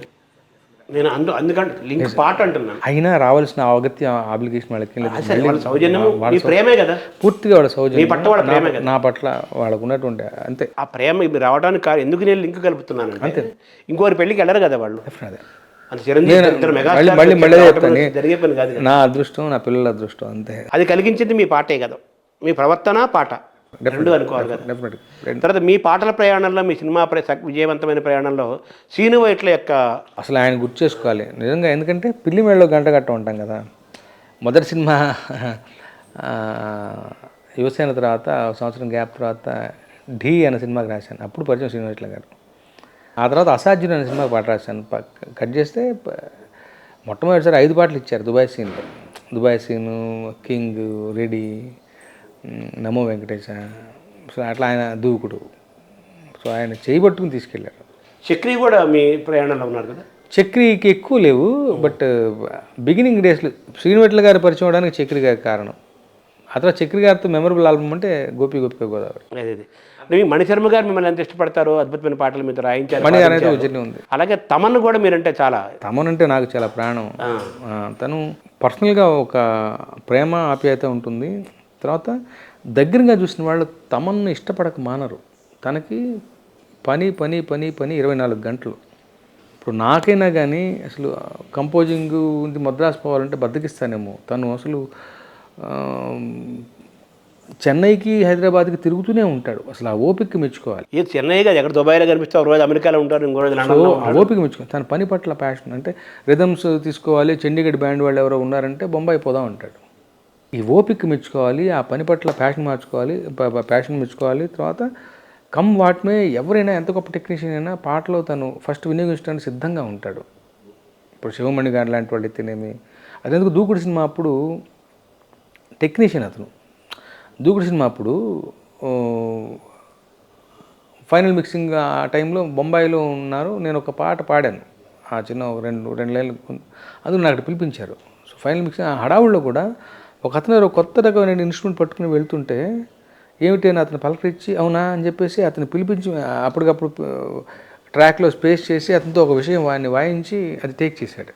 అంటే టెక్నీషియన్స్ అంటే లైవ్ ఇన్స్ట్రుమెంట్స్ అంటే అంత ప్రేమ అతనికి. మిమ్మల్ని ఇష్టపడే దర్శకులు, సంగీత దర్శకులు మన శర్మ, మనం ఇలాగో మిమ్మల్ని బాగా ఇష్టపడే దర్శకుల్లో మీరు మన సీను వైట్ లాగానే, మన కొట్టాల శివలాగానే ఇలా చాలామందికి మీరు తొందరగా కనెక్ట్ అవుతారు. అలా త్రివిక్రమ్ శ్రీనివాస్ అంటే కంపల్సరీగా రామజోగ శాస్త్రి గారి పాట అందులో ఉంటుంది అనేది కూడా ఒక ఇది ఉంది. త్రివిక్రమ్ శ్రీనివాసు కొంచెం ఇంటలెక్చువల్, బాగా ఆలోచనాపరుడు, మేధావి కదా. ఆయన తొందరగా ఎవరిని మెచ్చువాడగా అని ఎప్పుడు నేను అనే టైప్ కదా ఆయన. యాక్చువల్గా ఆయన్ని మరి మీలో ఏంటి, what is the secret behind ఎవరు? తెలియదు సార్, నాకు తెలియదు. బట్ ఏంటంటే ఐ ఎంజాయ్ దేర్ కంపెనీ. బేసికల్గా వాళ్ళు వెల్ రెడ్ పీపుల్. తర్వాత చదవడం పుస్తకాలనే కాదు, మనుషుల్ని, మనస్తత్వాలని బాగా చదివిన వాళ్ళు. ఏ మనిషిని ఎలా ట్రీట్ చేసి ఎలా పని తీసుకోవాలో తెలిసిన వాళ్ళు. పక్కన పెడితే యాజ్ ఎ డైరెక్టర్ కూడా ఒక విషయాన్ని ఎంత క్లుప్తంగా ఎంత బలంగా విశదీకరించగలమన్న టెక్నిక్ తెలిసిన వాళ్ళు. ఎవరిని ఎలా ఇన్స్పైర్ చేయాలి. సదాశివ సన్యాసి పాట కూడా ఊరికే ఓ మధ్యాహ్నం కూర్చున్నాం, అప్పటికే చాలా సిట్టింగ్స్ అయినాయి. ఏమిటి సార్ మరొకసారి వివరిస్తారంటే కూర్చున్న మనిషికి అసలు లేచి నుంచి 10 నిమిషాల్లో ఎక్స్ప్లెయిన్ చేశారు. ఆ ఎక్స్ప్లెనేషన్ నాకెంత ఉపయోగపడిందో తెలియదు కానీ మనిషి గారు ఉపయోగపడి టక్కున ట్రిగర్ ట్యూన్ ఇచ్చేసి. సో ఆ బలమైన ఒక విద్య అది ఉంది వాళ్ళ దగ్గర. తర్వాత మనుషులుగా చాలా సున్నిత మనస్కులు. ఎందుకంటే ఒక మాట దగ్గర నేను ఆగిపోయాను అనుకోండి, ఆయన నా రెస్క్యూకి వచ్చి ఒక మాట నాకు అందివ్వడానికి ప్రయత్నం చేస్తాడు. ఒక తల్లితనం. రెండోది, ఒక మాట బాగున్నది అంటే, నేను ఇప్పుడు ఇందాక చెప్పిన మంచు పళ్ళు, ఇల్లరికం మంచుకొండ పళ్ళు నేను ఆయన చెప్తే అద్భుతంగా ఉందని చెప్పేసి టక్క అసలు మాటలు దాచుకోకుండా, ఫీలింగ్స్ దాచుకోకుండా ఓపెన్గా మనల్ని మెచ్చుకోవడం. మీరు అన్నమాట అన్నారు, నాకు సీతారామ శాస్త్రి గారిలో ఇలాంటి లక్షణం ఉంది, అది కనిపించింది ఈ పాటలో అన్నారు. సో ఇది మనకి ఏమంటాం, మన ఉత్తేజపరుస్తుంది. సో బేసికల్గా మనం ఏంటంటే జనరల్గానే వాళ్ళ పనికి, వాళ్ళ యొక్క విద్యకి మనం ఫ్యాన్స్. అలాంటి వాళ్ళతో పనిచేసే అవకాశం వచ్చిందంటేనే మనం సంతోషంగా ఉంటాం, ఒక ప్లాట్ఫామ్ మీద ఉంటాం. అలాంటిది పనిచేయడం మొదలుపెట్టిన తర్వాత వీళ్ళంత మంచి మనుషులా, వీళ్ళంత గొప్ప వాళ్ళ, వీళ్ళు నన్ను ఇంత మెచ్చుకుంటున్నారా, దగ్గర చూసాక తెలిసి నన్ను ఇంత ప్రేరేపిస్తున్నారా, నన్ను ఇది కోరుకుంటున్నారా, వదిలిపెట్టకూడదు అవకాశం. ఆ పాట బుట్టబొమ్మ పాట పల్లవి రాసం అయిపోయింది. చరణం పట్టుకుని వచ్చి ఒక రోజంతా చేసి రాత్రి 10 గంటల వరకు నాకు సంతృప్తికరమైన అవుట్పుట్ లేక, కానీ ఒక అటెండెన్స్ కాల్ అయితే చేయాలని చెప్పేసి ఇంతవరకు చేశాను అని చెప్పేసి ఒక పల్లవి చరణం మీద వినిపించి లూజ్గా మిగతా లైన్స్ ఉన్నాయి అంటే, ఈ లైన్ బాగుంది కదా ఎందుకు వదిలిపెట్టామన్నారు. సార్ నాకు తెలియదు సార్, ఇది పూర్తి చేయగలిగాను, ఇది పూర్తి చేయలేదేమో, బట్ ఈ 2 లైన్లలో మీకేమి అనిపించింది, ఎలా తీసుకెళ్దాం అన్న. రాజుల కాలం కాదు, రథము గుర్రం లేవు, చూనుకి స్ఫురించింది అంతే, వచ్చేస్తున్నారా. అది వినిపిస్తే ఇది బాగుంది కదా, ఇది ఎందుకు వదిలిపెట్టారు అన్నారు. దీన్ని మీకేమనిపిస్తుంది అంటే, పల్లవి నేను రాశానా, ఇది కూడా మీరే నిర్వహించండి, మీరు బ్రహ్మాండంగా చేస్తారు నాకు తెలుసు అని పెట్టేశారు. తెల్లబాయి పాట రెడీ అయిపోయింది. సో మన మీద వాళ్ళకున్నటువంటి నమ్మకాన్ని ప్రొనౌన్స్ చేయటం ఒక్కోసారి మనకు అది ఇది అవుతుంది మీకు పెద్ద కిక్ అయింది, అది నాకు ఒక దివ్య ఔషధం లాగా పనిచేస్తుంది. అవుతుంది. సో బేసికల్గా మీ యాంబిగట్టి పోయింది, ఫ్రెష్నెస్ వచ్చేసింది, టక్కున రాసేసుకున్నాను. సో మనుషుల్ని ప్రేరేపించే పద్ధతి రకరకాలు. ఒక గొప్ప సందర్భాన్ని ఛాలెంజ్ చేయడం దగ్గర నుంచి, ఒక మాట అవసరమైతే సాయం పట్టడం దగ్గర నుంచి, ఒక మంచి మాట అంటే దాన్ని తక్షణమే మెచ్చుకోవడం దగ్గర నుంచి, ఎక్సైట్ అయిపోవడం, వాళ్ళ ఆనందం నన్ను మెచ్చుకోవడం కోసం కదా, వాళ్ళ ఆనందం వాళ్ళ కళలో తెలుస్తుంది మనకి. తర్వాత మీ ప్రయాణాన్ని గమనిస్తే, బయట నుంచి చూస్తే, ఒక జర్నలిస్ట్ గాను, ఒక సినిమా ప్రేమికుడిగా చూస్తే, ఈ భాగ్యాలన్నీ ఒక చోట రాసిపోసి మీ మీద 20 ఏళ్ళ సందర్భంగా నేను ఒక కాలం ఆర్టికల్ రాయాలనుకోండి, ఫర్ ఎగ్జాంపుల్ నేను రాయాలనుకోండి, ఉపన్యాసం ఇవ్వాలనుకోండి, రాసేది అంటే తప్పనిసరిగా తలుచుకోవచ్చు మీ ప్రయాణం, మీ భాగ్యాల్లో కమల్ హాసన్ లాంటి వ్యక్తితో నటించటము అదేం మామూలు విషయం కాదు కదా. నిజం నిజం, అది అంటున్నాను. మళ్ళీ నాకు అదే చెప్తాను, వాళ్ళు ఎవరు వాళ్ళు అది నేను అది యాక్చువల్గా ఆ డైరెక్టర్ రాజేష్ని ఇక్కడ ఏదో హోటల్లో జరుగుతుంటే వెళ్ళా, ఎక్కడైనా ఒక ఫ్రేమ్లో ఆయనతో పాటు కనపడతాను అన్నాను. అంటే తప్పకుండా అన్నాడు. ఆ రోజు కుదిరేదే, కానీ కాన్షియస్గా అతను అవాయిడ్ చేశాడు. ఓహో, అవాయిడ్ చేసి చెప్పాడు నాకు, ఇది నాకు తెలుసు, ఇది ఎడిటింగ్లో పోయే వ్యవహారం, ఇది నేను నాకు గుర్తుంటుంది, మీకు ఎందుకు నేను చేస్తా కదా అని చెప్పి, నెక్స్ట్ టైం అరౌండ్ మద్రాసులో షెడ్యూల్ పెట్టుకున్నప్పుడు ప్రాపర్ క్యారెక్టర్స్ నన్ను అబ్బూరావు గారిని పెట్టుకుని తమిళంలో 2 రైటర్స్ చేశారు. తెలుగు వెర్షన్కి మా ఇద్దరిని పెట్టి పని వాళ్ళ టికెట్ వేయించి కమల్ హాసన్ చెప్పి ఆమోదం తీసుకొని ఇది చేసి నన్ను ఇంక్లూడ్ చేసి ఒక సీన్ మా మీద తీశారు. ఇప్పుడు రాజేష్ లెంత్ కూడా ఎక్కువ ఉంది, లెంత్ కూడా అక్కడక్కడ కొన్ని సినిమాల పాటల టైంలో కనిపించడం చాలా ఎక్కువ, ఇంత లెంత్ ఎక్కువ, చాలా ఎక్కువ ఉంటుంది. ఇదేంటారు బాబు, నేను సినిమా చూశాను, నేను చాలా ఎక్కువ, ఇదే పూర్ణ నటుడు రూపం తీసుకుంటున్నాడా ఏంట అనిపించింది చాలా. అసలు పైగా ఆయన్ని పట్టుకుని తోస్తాను నేను, అసలు మామూలు అనుభవం కాదు అది. ఆయనకు పాటలు రాశారు, ఆయనతో నటించారు, అలా రజనీకాంత్ గారితో అనుబంధం ఉంది కదా? లేదు లేదు లేదు, ఒక పాట రాయలేదా మీరు? పాటలు రాశారు, కథానాయకుడు, తర్వాత పేట అనుకుంటా, చాలా మంచి పాటలు రాశారు. తర్వాత ఈ ప్రయాణంలో రాజమౌళి, కీరవాణి గారు ఇది కూడా ఉంది కదా? ఈగ సినిమా రాశాను, మర్యాద రామన్ రాశాను, బాహుబలి రాశాను, మన RRR లాస్ట్లో జెండా పట్నం రాసింది కీరవాణి గారు. అసలు అయితే ఆయన ఒక చూపు ఉంటుంది, నన్ను చాలా బాగా చూసుకుంటారు ఆయన. ఎందుకంటే నేను సాయిబాబా భక్తులను తెలుసు, ఆయనకి సాయి ప్రసాదం రాస్తానని తెలుసు, ఎక్కడో ఆ ఇన్పుట్ ఉంది ఆయన మనసులో. అందుకని గుర్తుపెట్టుకుని మరి ఆ సాయిబాబా గారి సినిమాకి నాతో పాట రాయించారు. అసలు ఆడియో ఫంక్షన్ అయితే నన్ను చేయబట్టుకుని స్టేజ్ మీద తీసుకెళ్ళి ఆ పాట నా పక్క నుంచి ఉంటే ఆయన పాడి, ఆ ఆదరణ వేరు, అది నేను మాటలో చెప్పలేంది, అది ఒక మానసికమైనది. మొన్న రాసిన విశ్వంబర రాఘవేంద్ర గారి యొక్క ప్రశంసలు కానీ ఆశీస్సులు కానీ మీరు పొందిన సందర్భం? డెఫినెట్గా. అందులో హతీరాం బాబా సినిమాలో ఓం నమో వెంకటేశాయ, ఆ సినిమాలో కళ్యాణం పాట నేనే రాశాను.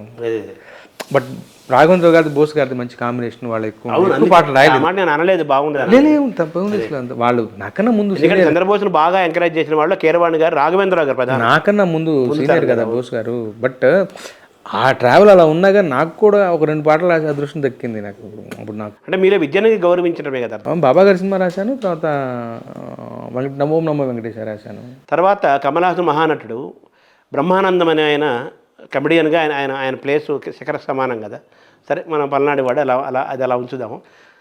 ఆయనతో కూడా మీరు రామజోగ శాస్త్రి గారు కానీ టక్కన మీరు ఎక్కడ ఎయిర్పోర్ట్లో కానీ ఎక్కడ కనిపిస్తే మిమ్మల్ని గుర్తుపట్టడానికి, ఇతను రామజోగ గారు గుర్తుపట్టడానికి ఆ సినిమా బ్రహ్మానంద గారు శ్రీనివాట్ల గారి క్రెడిట్ అది. అసలు ఆయన అన్నారు, సార్ నేను పెద్ద నటుడిని కాదు, ఎందుకంటే రేపు కెమెరాకి వెళ్ళిన తర్వాత ఫిక్స్ చేసుకున్న తర్వాత నేను వెళ్ళి అక్కడ వాళ్ళ టైం తినేయకూడదు, కాంబినేషన్ డబ్బులు ఖర్చు కదా పాప, అబాస్ అవుతుంది కదా. అంటే లేదు నాకు నమ్మకం, నేను చేస్తాను లేరా. అదే షూటింగ్ కన్నా ముఖ్యం ఏంటంటే అందులో వచ్చే అబద్ధపు సాహిత్యం పాటలు ఉంటాయి కదా. ఆ ఉదయం 8 గంటలకు వెళ్ళాము ఆ స్టూడియోకి, వెళ్తే అప్పుడు చెప్పారు.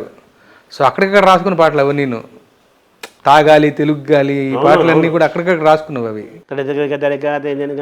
బట్ శ్రీనివాసుల గారు గొప్ప మెయిల్ చేశారు నాకు కెరీర్ కంటే. ఇప్పుడు అంతవరకు రచయిత రామజోగ శాస్త్రి అంటే ఎలా ఉంటాడో తెలియదు, but as attached A face to my name. అదే అంటున్నాను సార్ నేను. ఇప్పుడు ఎక్కడ ఎయిర్పోర్ట్లోనో ఏదో హోటల్లో ఎక్కడ కల్పిస్తే చాలామంది రచయితలు ఎలా ఉంటారో చాలామందికి తెలియదు. ఇప్పుడంటే ఈ మీడియాలో చాలా ఇప్పటికీ తెలియదు. టక్కున ఆయన రామజోగ శాస్త్రి గారు కదా అని గుర్తుపట్టడానికి చాలా అంత లాంగ్ కాంబినేషన్, సీన్ కూడా పెద్దది. ఏమో సార్, టు కంక్లూడ్ నాకేంటంటే ఏమనిపిస్తుందంటే, వితౌట్ ఏమంటాం నా ప్రయత్నం ఏమీ లేకుండా అలా అలా అల్లుకుంటూ వచ్చింది ప్రయాణం. ఇంకా మన ముగింపులోకి వెళ్ళబోయే ముందు అనుష్క ఎందుకు ఏడిపించారు మీరు? మిర్చి పాట, పండగలా దిగి వచ్చావు పాట ఏడ్ చేసినట్టు కదా ఆవిడ, ఏడ్ చేసిన అది ఆ పాట ఆవిడకి ముఖ్యంగా నచ్చిన లైన్ ఏంటంటే, జోలాలి అనలి ఫ్యాక్షన్ బ్యాక్ డ్రాప్ కాబట్టి సత్యరాజు గారు కొడుకుని ఈ వ్యవహారాన్ని దూరంగా పెంచాడు. అదే కదా వాతావరణం. సో వాడు మళ్ళీ ఆ తండ్రి కొడుకు కలుసుకున్నప్పుడు వచ్చే బ్యాక్గ్రౌండ్, ఆ నేపథ్యంలో వచ్చే పాట ఇది. జోలాలి అనలేదే నిన్నెప్పుడు ఈ ఊరి ఉయ్యాల, నిన్నెప్పుడు జోలాలి అని నిన్ను ఉయ్యాలే చూపలేదే అంటే, పురిట్లోనే నేను వేరే దగ్గరికి వెళ్ళిపోయావు, ఈ ఊరి ఉయ్యాల స్పర్శ నీకు తెలియదు కదా అన్నది ఆవిడకి ఎక్కడో బాగా కనెక్ట్ అయింది. ఆర్టిస్టులు బాగా కథలో ఉంటారు. ఇతనికి ఎన్ని పాటలు రాసి ఉంటారు మీరు మొత్తం సినిమా 1500 రాస్తుంటారు. సంవత్సరానికి యావరేజ్గా ఎన్ని పాటలు రాస్తారు సుమారు? యావరేజ్గా 100, 110. అబ్బో, అంటే 12 నెలకు 10 అంటే ఇప్పుడు బిగినింగ్ డేస్ నుంచి అలా పెరుగుతూ వస్తుంటుంది. ఇప్పుడు నెలకంటే యావరేజ్ నెలకు 10 పాటలు అలా ఉండదు, నెలకు 10 అని ఉండదు, ఏదో సారాసగటున వర్క్. యావరేజ్గా 7 పాటలు ఉంటాయి. అదే ఒక సంవత్సరం ఒక నెల 4 పాటలు ఉంటాయి, ఒక నెల 12 పాటలు ఉండొచ్చు. ఒక డబ్బింగ్ పాట సింగిల్ కార్డ్ వచ్చింది అనుకోండి, 5 పాటలు ఒక నెలలో అయిపోతాయి. సో నేను ఎందుకు అడుగుతున్నానంటే ఈ మాట లెక్కల కోసం అడగట్లేదు. మీ సీతారామ శాస్త్రి గారి యొక్క ఆ ఆశ్రమంలో నుంచి వచ్చిన వ్యక్తి కాబట్టి ఆయన సీతారామ శాస్త్రి కాదు, సీతారామ రాత్రి అంటుంటారు కొంతమంది. అవును, ఆయన రాత్రిపూట పాటలు రాస్తారు. అసలు ఆయనలాగా మీ పాటలు రాత్రిపూట రాస్తారా పగల ఎలా? ఈ 24 గంటలు నా దీంట్లో ఉంటుంది. ఇప్పుడు మీరు వెళ్ళిపోగానే మళ్ళీ కూర్చొని రాసుకుంటా, కాసేపు భోజనానికి వస్తే టీవీ చూస్తా, రిలాక్సేషన్, మళ్ళీ కాసేపు అవసరం ఫోన్ మాడుకుంటా, కాసేపు సోషల్ మీడియా చూసుకుంటా, మళ్ళీ కాసేపు రాసుకుంటా. అంటే ఎంటెక్ చదివి ఒక మంచి ఉద్యోగం చేసి దాన్ని వదిలేసి హాయిగా పాటతో ప్రయాణం చేస్తూ దాన్ని మీరు ఎంజాయ్ చేస్తున్నారు. Enjoying your time. డెఫినెట్, అంతే కదా. కీర్తి, ఐశ్వర్యము, తృప్తి, ఆనందము, ఒక గౌరవం ఉంది. అంతే. తర్వాత మీలో ఎంత రచయిత ఉన్నాడో అంతకు మించిన గాయకుడు ఉన్నాడు. మించిన కాదులే, అంటే అది వినేవాళ్ళకి అనిపిస్తుంది. అంటే గాయకుడు అంటే మీకు సంగీతం నేర్చుకోకపోవచ్చేమో కానీ పాడినప్పుడు శృతి పర్ఫెక్ట్గా ఉంటుంది. నన్ను నేను సంతోష పెట్టుకోవడానికి, తర్వాత నేను రాసిన 4 ముక్కలు వినిపించడానికి శ్రావ్యంగా పద్ధతిగా ఉంటుంది. మీలో చిన్న నటుడు, తర్వాత ఒక మంచి రచయిత, లోపల గాయకుడు, ఈ ముగ్గురిని మీరు ఎలా బ్యాలెన్స్ చేస్తున్నారు? బ్యాలెన్స్ అంటే ప్రత్యేక కార్యక్రమం ఉంది. ఇప్పుడు అంటే ఒకదానికి కూడా సంబంధం లేని విషయం. నటుడుగా అంటే ఎప్పుడన్నా ఒకసారి, సో అది లెక్కలో లేని విషయం. రచన, గాయనం 2 కూడా మిళితమైనవే. ఇప్పుడు నేను పాట రాసింది వినిపించడానికి నా గాయనం ఉపయోగపడుతుంది.